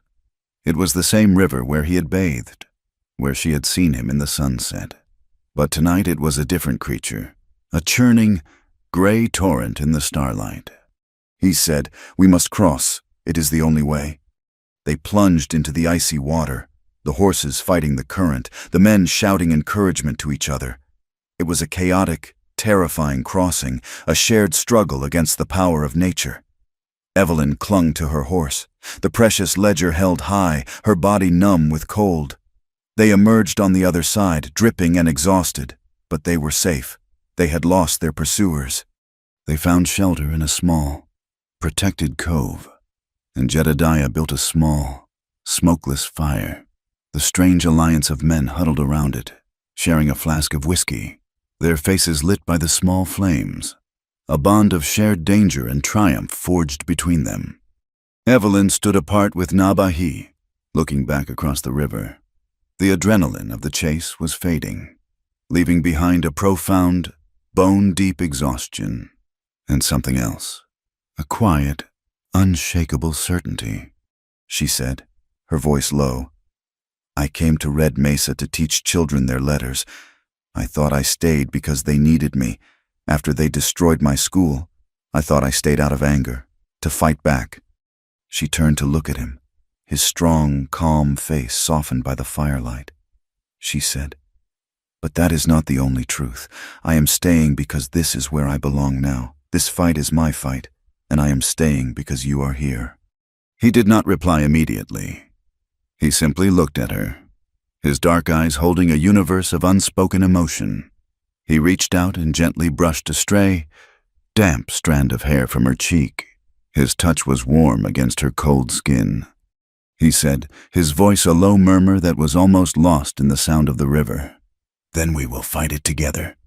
It was not a declaration of love, not in the way the poets wrote about it. It was something more solid, more real. It was a statement of fact, a promise forged in fire and water, under a canopy of desert stars. They had the proof, they had each other, and they knew the real battle was just beginning. The discovery of the stolen ledger was a lit fuse thrown into the center of Silas Crowley's world, the carefully constructed edifice of his plans, built on lies and intimidation, was about to be blown apart. He could not afford to wait for the territorial marshal, for an official inquiry that would follow the trail of his own corrupted ink back to him. Panic, a cold and unfamiliar sensation, gripped him, but Crowley was a predator, and a cornered predator does not surrender, it attacks. By morning, Red Mesa was a tinderbox. Rumors, deliberately seeded by Crowley's men, spread like wildfire. The train was not carrying bribes, the stories went, but the town's payroll. It had been attacked not by a small band of dissenters, but by a Navajo war party. They were massing in the hills, emboldened by their success, preparing to burn the town to the ground. Fear, thick and choking, settled over the dusty streets. Crowley seized the moment. He stood on the porch of the land office, flanked by Sheriff Pike and a dozen hastily deputized men, their faces hard and their rifles held at the ready. He was no longer the suave businessman. He was a self-appointed savior, his voice ringing with false urgency and manufactured rage. He shouted to the frightened townspeople gathering below, "We are a town under siege. The savages have declared war on us all. They have attacked our lifeline, our connection to civilization. They seek to drive us out, to destroy everything we have built. The territorial government is too far away, too slow to act. We must defend ourselves. As of this moment, I am declaring a state of emergency. Sheriff Pike is authorized to use any means necessary to protect this town and its citizens from the native uprising." It was a coup, swift and brutal, cloaked in the language of self-defense. Pike and his men fanned out, their authority now absolute. They were no longer lawmen. They were an occupying army. Doors were kicked in, and any man suspected of sympathizing with the miners or the Navajo was dragged into the street. The town square became a cage. Word of the takeover reached Nabahi and his allies in Jedediah Smith's hidden canyon. The Navajo warriors, the miners, and the ranchers gathered, their faces grim. The hot-blooded youths wanted to ride in, to fight fire with fire. But Nabahi, his injured arm a dull, throbbing ache, counseled patience. He said, "This is the trap they have set for us. They want us to attack. They want to turn this into a battle so they can call it a massacre. They want our blood on the ground to wash away the ink in their ledger. We will not give them the war they want. He looked around the circle of determined, angry faces. He said, "We will go into the town, but we will not go to attack. We go to protect. Our fight is not with the people of Red Mesa. They are hostages, just as Evelyn is. We will position ourselves. We will prevent Pike's men from harming the innocent. We will show them that we are defenders, not destroyers. This will be a battle of discipline, not of rage." They rode not as a war party, but as a disciplined unit, entering Red Mesa from 3 different directions, melting into the alleys and onto the rooftops. The town square, where Pike had herded the terrified citizens, became a tense, silent battlefield. Pike's men held the center, their rifles pointed outward. From the shadows and the high ground, Nabahi's men watched, their own weapons ready but held in check. The air crackled with unspoken violence. Evelyn knew she was the primary target. The ledger, the physical proof of Crowley's crimes, was her knowledge, her weapon. She had hidden it safely at Sarah Johnson's cabin, a place of healing she hoped would remain a sanctuary. She was trying to make her way there, moving through the back alleys, when she heard the heavy footsteps behind her. She ran, her heart seizing with a terror that was colder and sharper than anything she had ever felt. It was Pike.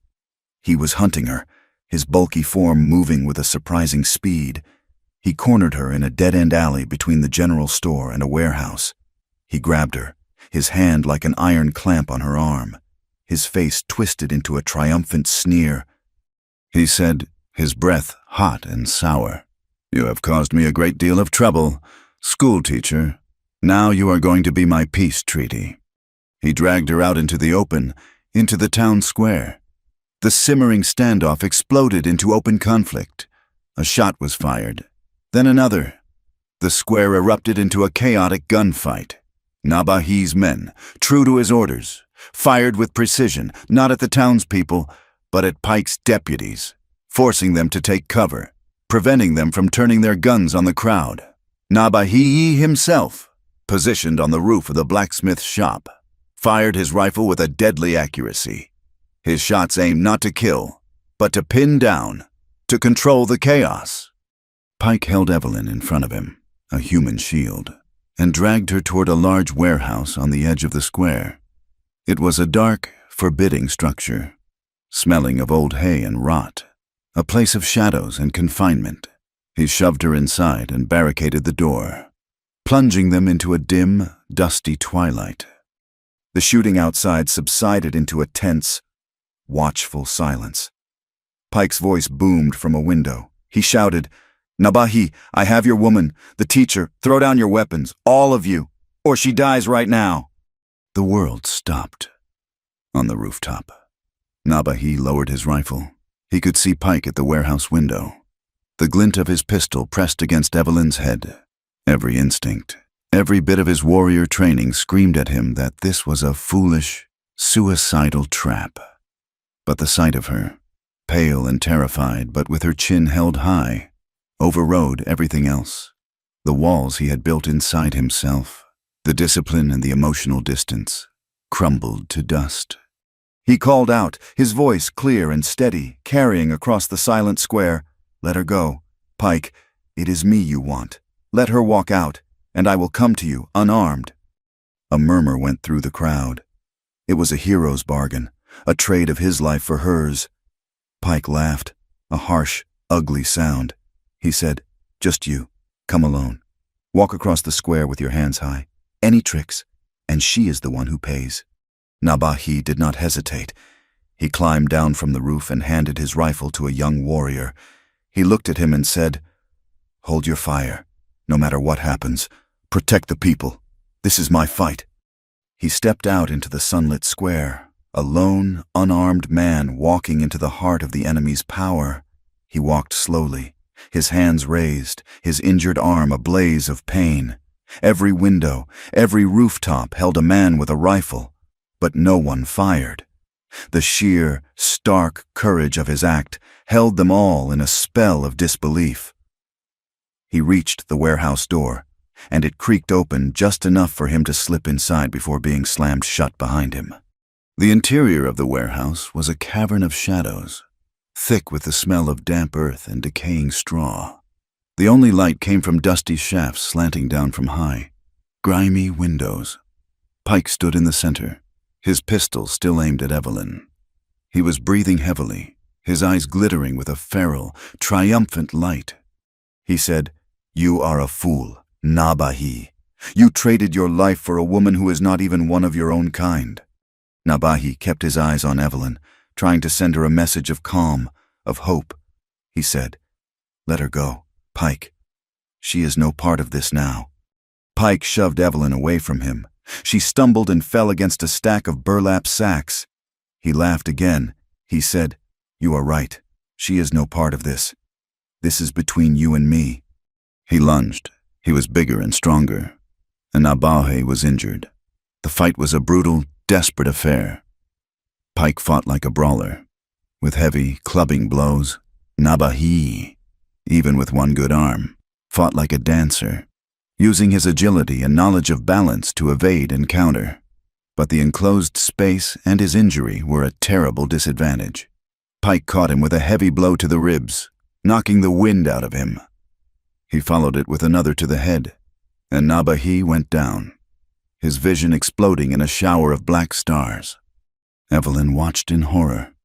Pike stood over Nabahi, raising his pistol to deliver the final, killing shot. In that instant, something inside her broke. The fear, the passivity, the years of being a protected, sheltered woman. All of it was burned away in a blaze of pure, protective fury. She was not a damsel to be rescued. She was a partner in this fight. Her eyes darted around the dim warehouse, searching for a weapon. For anything. She saw a lantern, its glass clouded with grime, sitting on a crate. And next to it, a stack of sacks, one of them leaking a fine, white powder, lime, for whitewashing the walls. She did not think, she acted. She grabbed the leaking sack, and with a strength she did not know she possessed, she heaved it with all her might at Pike's head.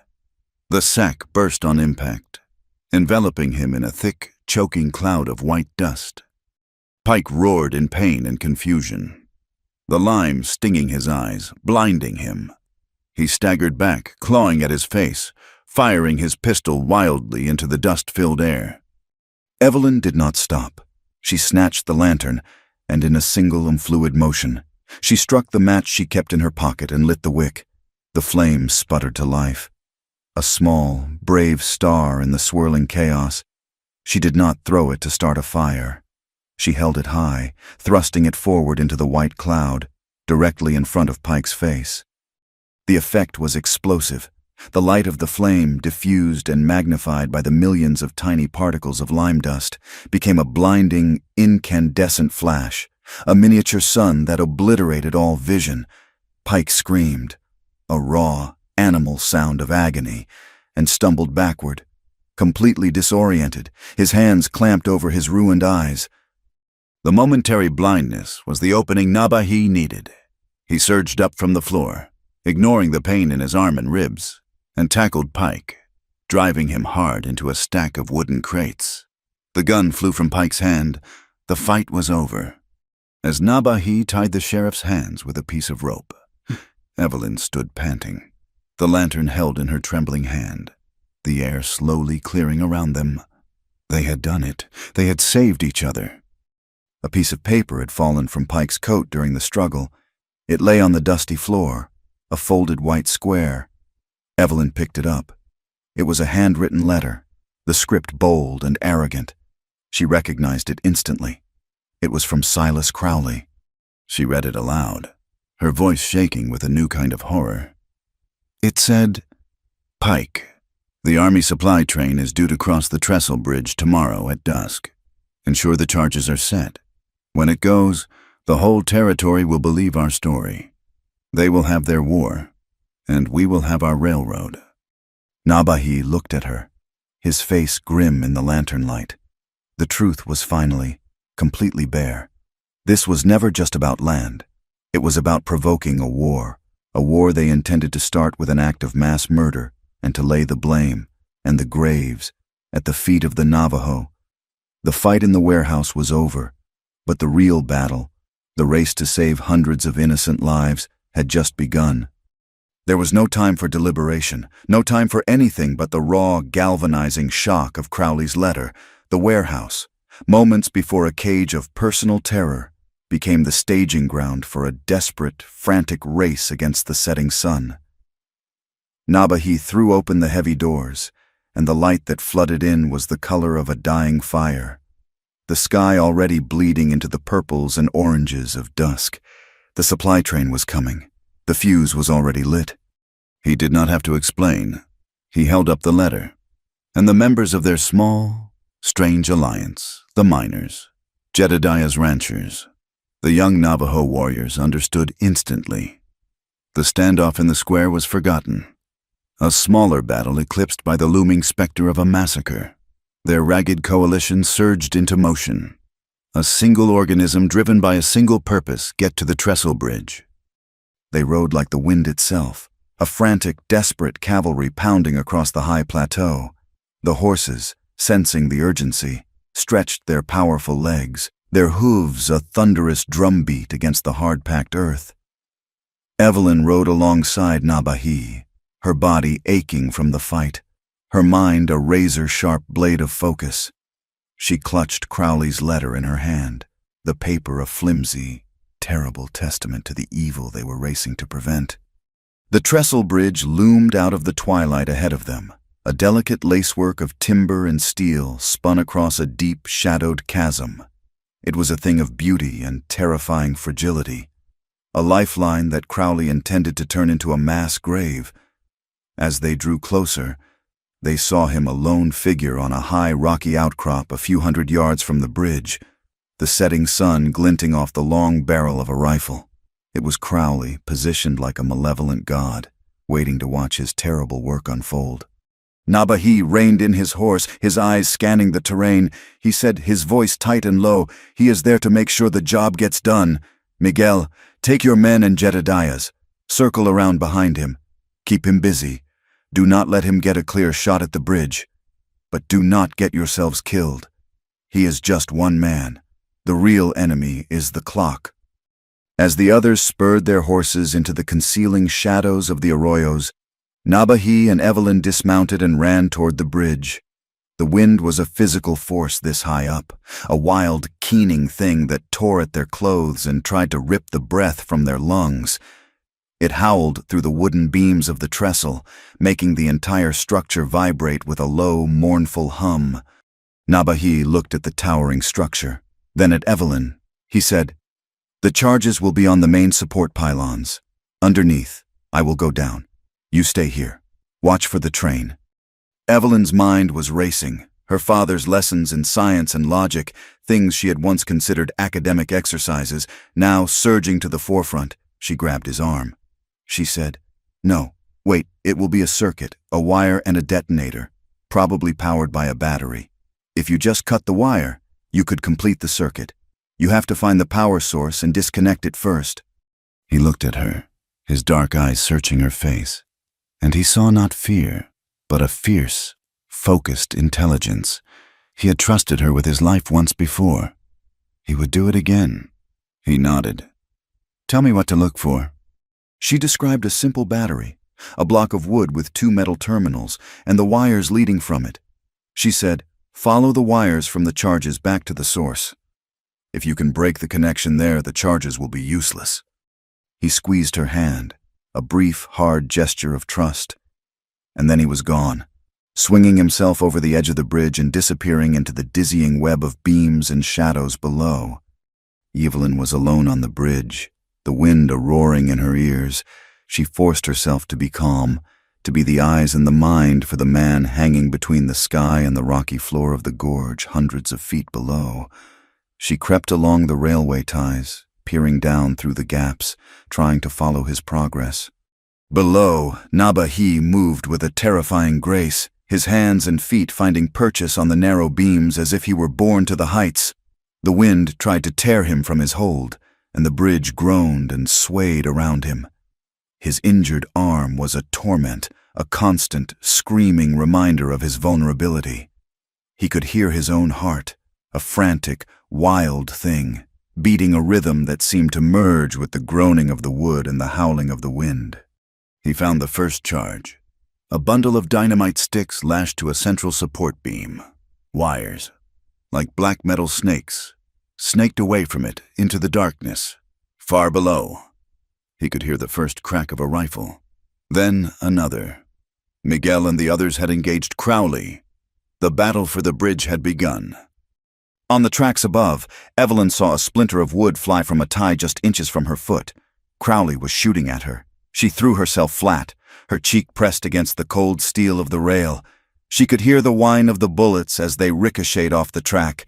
She had to guide Nabahi, but she was pinned down. She shouted into the wind, her voice thin and ragged. "Nabahi, can you see the wires?" His voice came back, faint and distorted by the gale. "I see them. They lead to the far pylon." She crawled along the tracks, keeping her head low, splinters tearing at her hands. She reached the other side and peered down again.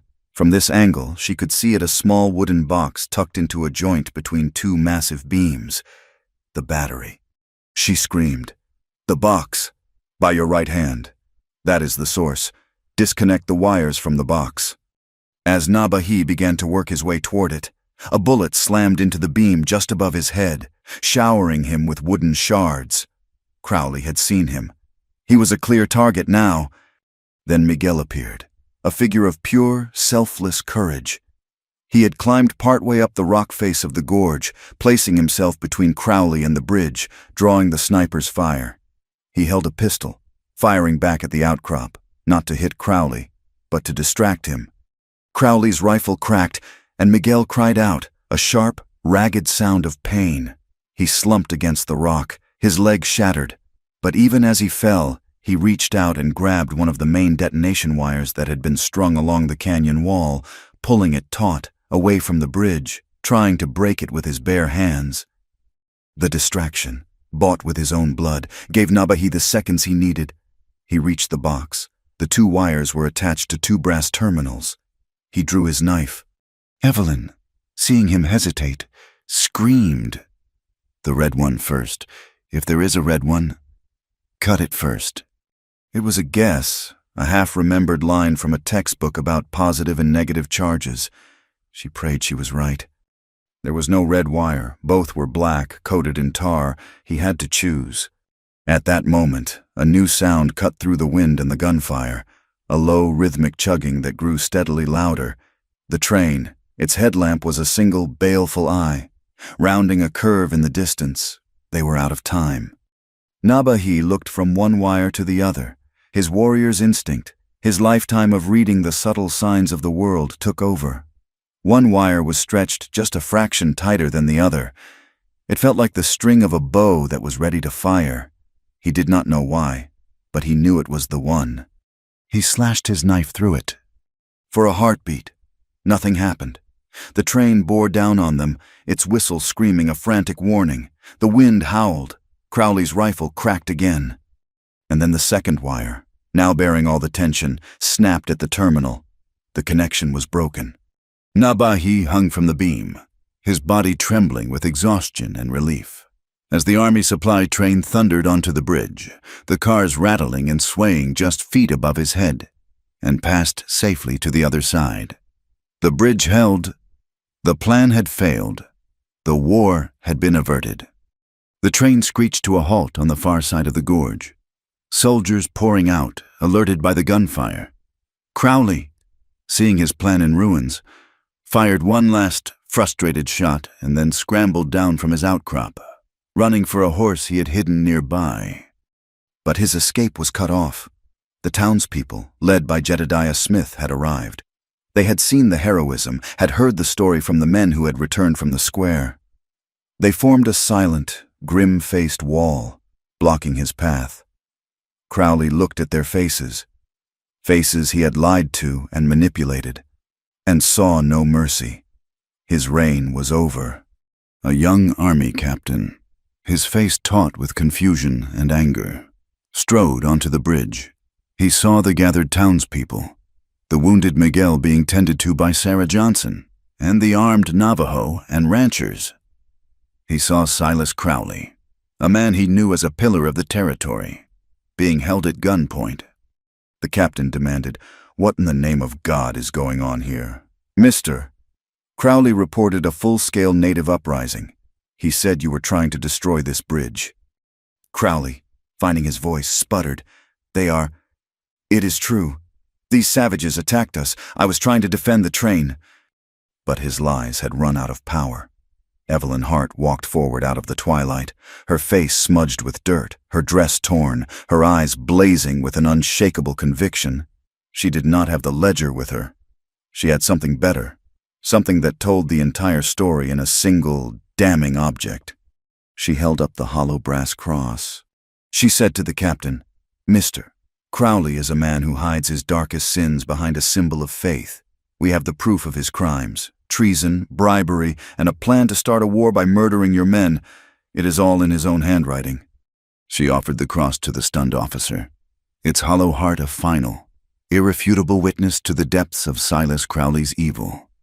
The bridge stood, a testament not to the men who built it, but to the unlikely alliance who had saved it, connecting their two worlds not with steel and wood, but with shared courage and a desperate, triumphant hope. The aftermath on the bridge was a tableau of surreal stillness after the storm of violence. The wind still howled through the gorge, but the gunfire was replaced by the low, confused murmur of the soldiers and the quiet, grim satisfaction of the townspeople who had finally seen the truth.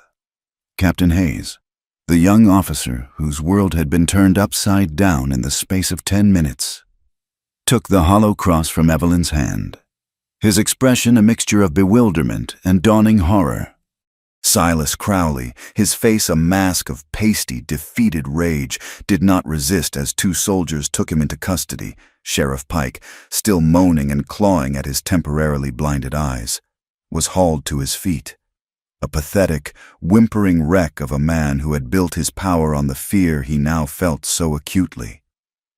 The ledger, retrieved from Sarah Johnson's cabin, was presented to the captain, its neat columns of figures and names a silent, irrefutable confession of a conspiracy that reached far beyond the dusty streets of Red Mesa. In the days that followed, a fragile, uncertain peace settled over the territory. The Army established a temporary command post, and Captain Hayes, a man who proved to be as methodical as he was honorable, began a thorough investigation. The railroad project was officially and indefinitely suspended. Soldiers, not deputies, now walked the streets of Red Mesa, their presence a constant reminder that the old order had been shattered. Crowley and Pike were transported under heavy guard to the territorial prison to await a federal trial, their departure marked not by anger or celebration, but by a quiet, collective sigh of relief. The poison had been lanced. Now, the slow, painful work of healing had to begin. The idea came not from one person, but from a shared, unspoken need. It was Gray Owl, his dignity restored, and Jedediah Smith, the crusty, pragmatic rancher, who gave it a voice. They would hold a feast, a gathering not of victory, but of thanks. Thanks for the lives that had been saved, for the truth that had been revealed, and for the rain that had finally washed the air clean of the scent of smoke and gunpowder. They met in a wide, grassy meadow, a neutral ground between the town and the lands of the Navajo. As the sun began to set, casting long, peaceful shadows, the people came. They came in small, hesitant groups, at first the miners, led by Miguel, whose leg was healing in a splint fashioned by Sarah Johnson, the ranchers, their face weathered and watchful, the townspeople, their expressions a mixture of shame for their complicity and gratitude for their deliverance, and the Navajo, who came not as a defeated people seeking charity, but as hosts on their own land. Fires were lit, and the smell of roasting venison and baking cornbread mingled in the cool evening air. For a time, people kept to their own groups, the invisible walls of prejudice and fear still standing, though weakened.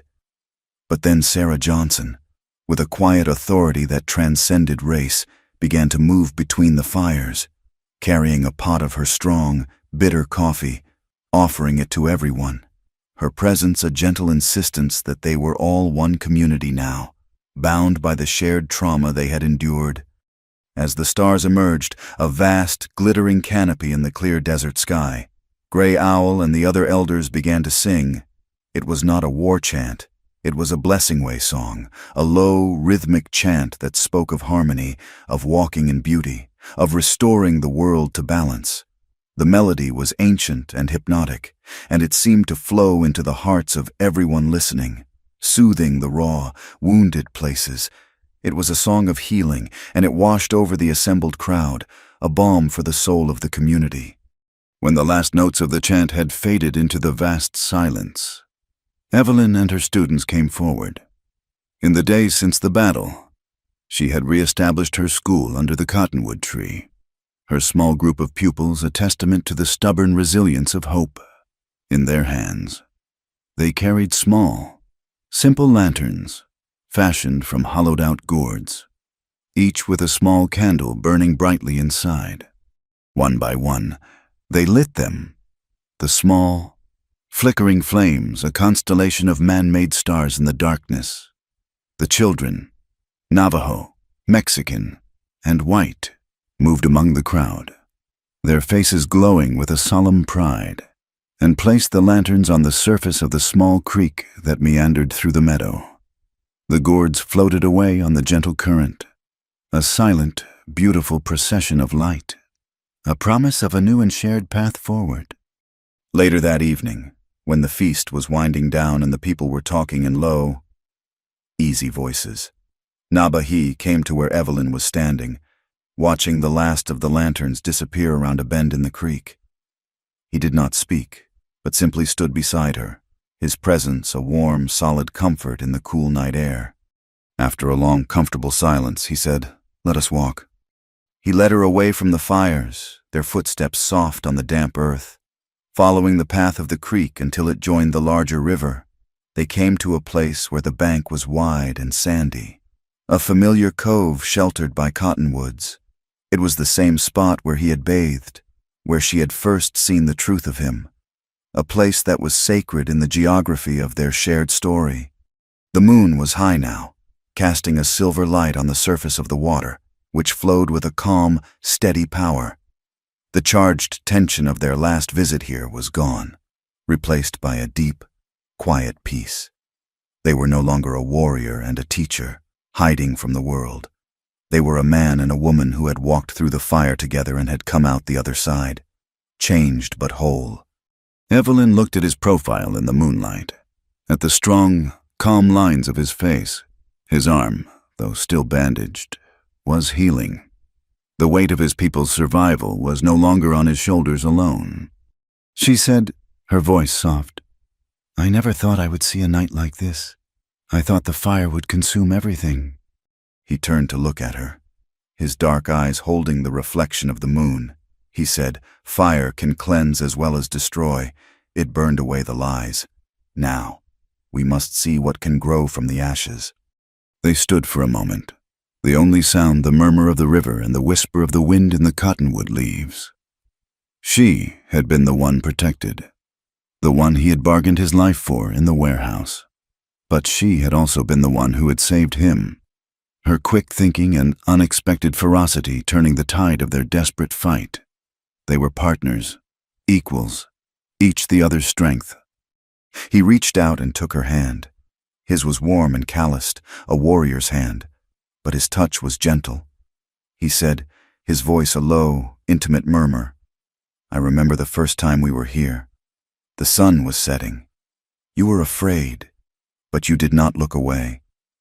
That day, you looked right at me." He turned to face her fully, his other hand coming up to gently cup her cheek. He said, "But today, Evelyn Hart, I want to look right at the future with you." The words were a promise, a foundation stone laid for a life she had never dared to imagine. It was a proposal more profound than any she had read in her books, an offering of a shared path, a shared struggle, a shared peace. Tears welled in her eyes, tears not of sorrow, but of a joy so deep it was almost painful. She could only nod, her throat too tight for words. He leaned in and kissed her, a light, tender kiss that held no desperate passion, but a universe of quiet commitment. It was a kiss of homecoming, of two souls finding their place in the world, together. He kept her hand in his, their fingers intertwined, a simple, solid connection that felt more powerful and enduring than the ancient rocks around them. A week later, a military rider brought a dispatch from the territorial capital. Captain Hayes summoned Evelyn and Nabahi to his office. He looked tired, the lines around his eyes deeper than they had been a week ago. He held an official letter in his hand. He said, "The investigation is proceeding. Crowley and Pike will face justice. Your testimonies and the ledger have seen to that." He paused, and a shadow of weariness crossed his face. He said, "But this is a letter from Washington, from the Department of the Interior. It seems Mr. Crowley had very powerful friends who are now working very hard to protect their own investments." He pushed the letter across the desk. Evelyn read it, Nabahi looking over her shoulder. The words were couched in the careful, bloodless language of bureaucracy. But their meaning was clear. The Red Mesa Railroad project was under review, but it was not canceled. The powerful interests behind it were arguing that the route was essential, that Crowley was just one bad apple. They were proposing to continue the project under new, federally approved management. Evelyn looked up from the letter, a cold knot forming in her stomach. They had won the battle, had cut off the head of the snake here in Red Mesa. But the snake was larger than they had ever imagined, its body stretching all the way to the marble halls of a distant capital, its coils wrapped around money and power she could not comprehend. She looked at Nabahi. His face was calm, his expression unreadable, but she saw in his eyes a familiar, deep resolve. The peace they had found was real, but it was a clearing in a vast, dark forest. The fight was not over. Justice was not a single victory, but a long, hard road they would have to walk, day by day, and they would walk it together. The letter from Washington was not a treaty of peace, but a notice of a ceasefire. It hung in the air between them, a cold reminder that the world was larger and more rapacious than Red Mesa. But the threat was distant, a shadow on a far horizon. The work of rebuilding, of planting seeds in the scorched earth of their community, was here and now, a tangible and demanding reality. The first act of reconstruction was not with bricks and mortar, but with slate and chalk, under the great cottonwood tree, its bark scarred by Pike's knife, but its leaves green and rustling with life. The Red Mesa School was reborn. It was no longer a fringe enterprise, a charitable act of defiance. It was the heart of the new community they were trying to build. The children came, a small, hopeful assembly of the future, the Navajo girls, their shyness replaced by a quiet confidence, Miguel's son, Mateo, his bright eyes hungry for knowledge, and now, even the children of the townspeople, including the daughter of Martha Cushing, who had once been so scornful, came to sit on the newly built benches. The invisible walls that had divided them had begun to crumble. Evelyn Hart taught them reading, history, and arithmetic, her voice a calm, steady presence against the whisper of the wind. She taught them that words could be bridges, not weapons, that numbers could build a better world, and that the past, with all its pain and its heroism, was a lesson they all shared. But this new school had two teachers. While Evelyn worked with slates, Nabahi worked with the earth. He did not teach from a book. He took the children to the edge of the plains and taught them to read a different kind of language, the story told by a broken twig, the meaning of a hawk's circling shadow, the precise shape of a coyote's track in the dust. He taught them which plants could heal and which could harm, how to find water where none seemed to exist, how to listen to the land and understand its secrets. He was teaching them not just to live in the world, but to be a part of it. It was a complete education, a weaving together of two kinds of knowledge, a curriculum of survival and of hope. Their second project was a testament to this new partnership. On a fertile patch of land beside the river, the same river that had witnessed their journey from suspicion to love. They planted a garden. It was an act of faith in a land that was often cruel and unforgiving. Evelyn brought her knowledge from books, an understanding of crop rotation and soil composition. Nabahi brought the wisdom of generations. He showed her the old ways, how his ancestors had coaxed life from the dry soil. He engineered a small, brilliant acequia, a narrow, stone-lined channel that diverted a trickle of water from the river and carried it in a gentle, life-giving stream through the rows of newly planted corn, beans, and squash.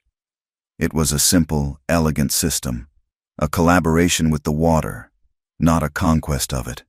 They worked side by side, their hands in the same earth, planting the seeds that would feed the community. It was hard, physical work under the hot sun, but it was joyful work, a tangible act of creation that healed the wounds of the past with every seed they planted. The political healing took longer, but it too began to take root. A new community council was formed, a body as unlikely as the alliance that had saved the bridge. Jedediah Smith, his stubborn independence tempered by a new sense of civic duty, was its chairman. Gray Owl sat beside him, his presence a quiet reminder of the deep history of the land. Miguel represented the miners, his voice, once hesitant, now strong and clear. Even Martha Cushing, humbled by the near destruction of her town, took a place on the council, her sharp tongue now used to argue for practicality and order. Their first official act was a direct response to the weaponized paper of Silas Crowley. They drafted a new town ordinance, a simple, powerful law that would change the balance of power forever. From that day forward, any contract concerning the sale or lease of land within the territory of Red Mesa had to be written in both English and Navajo. Furthermore, before any signature could be considered valid, the contract had to be read aloud, in both languages, before a public meeting of the full community council. Never again, they vowed, would the people of this land be tricked by words they could not read, by promises that were as empty as the wind. It was a fortress built not of stone, but of shared understanding. Their own union was just as quiet and just as strong. There was no grand ceremony, no white dress or formal pronouncements in a church. Their wedding was a simple gathering of friends by the river bank as the sun began to set. Gray Owl performed a blessing, his voice a low, melodic chant, asking for harmony and a long life together. Jedediah Smith, in his capacity as council chairman, spoke a few plain, heartfelt words, officially recognizing their marriage in the eyes of the law. Evelyn wore a simple blue dress, and in her hair, Sarah Johnson had woven the small, hardy purple flowers that grew wild in the canyons. Nabahi wore clean buckskins, a single hawk feather tied in his dark hair. They did not exchange rings of gold, but of woven sweetgrass, a symbol of the land and of the flexible, unbreakable bond between them. They spoke no elaborate vows. They simply stood before their community, their hands clasped, and in their eyes, everyone could see the depth of their commitment, a promise not just to each other, but to the future they were all building together. That night, after the last of their friends had departed, they sat together on the familiar sandy bank of the river. A fire, small and intimate, crackled nearby. The sunset was a masterpiece of crimson and gold, and the water flowed past them, a constant, soothing murmur. The love they felt was no longer the sharp, breathless discovery of their first moments here. It had deepened, matured, its roots intertwined with the shared struggle, the pain, and the triumph. It was not an escape from the world, but an embrace of it, a commitment to protect, to nurture, to build. She leaned her head on his shoulder, and they watched the last sliver of the sun disappear below the horizon. The air grew cool, and the first stars appeared, bright and clear in the darkening sky. A telegraph had arrived that afternoon for Captain Hayes, who had shown it to them with a grim sense of duty.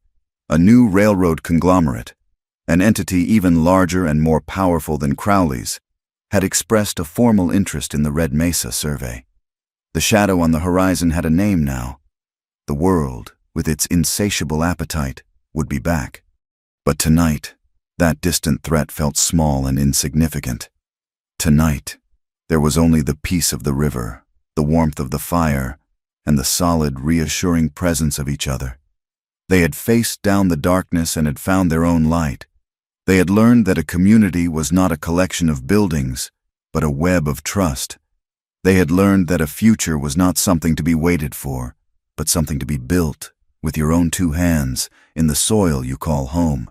The desert was still harsh, but the seeds now understood the way of the water. Thank you so much for listening to our story.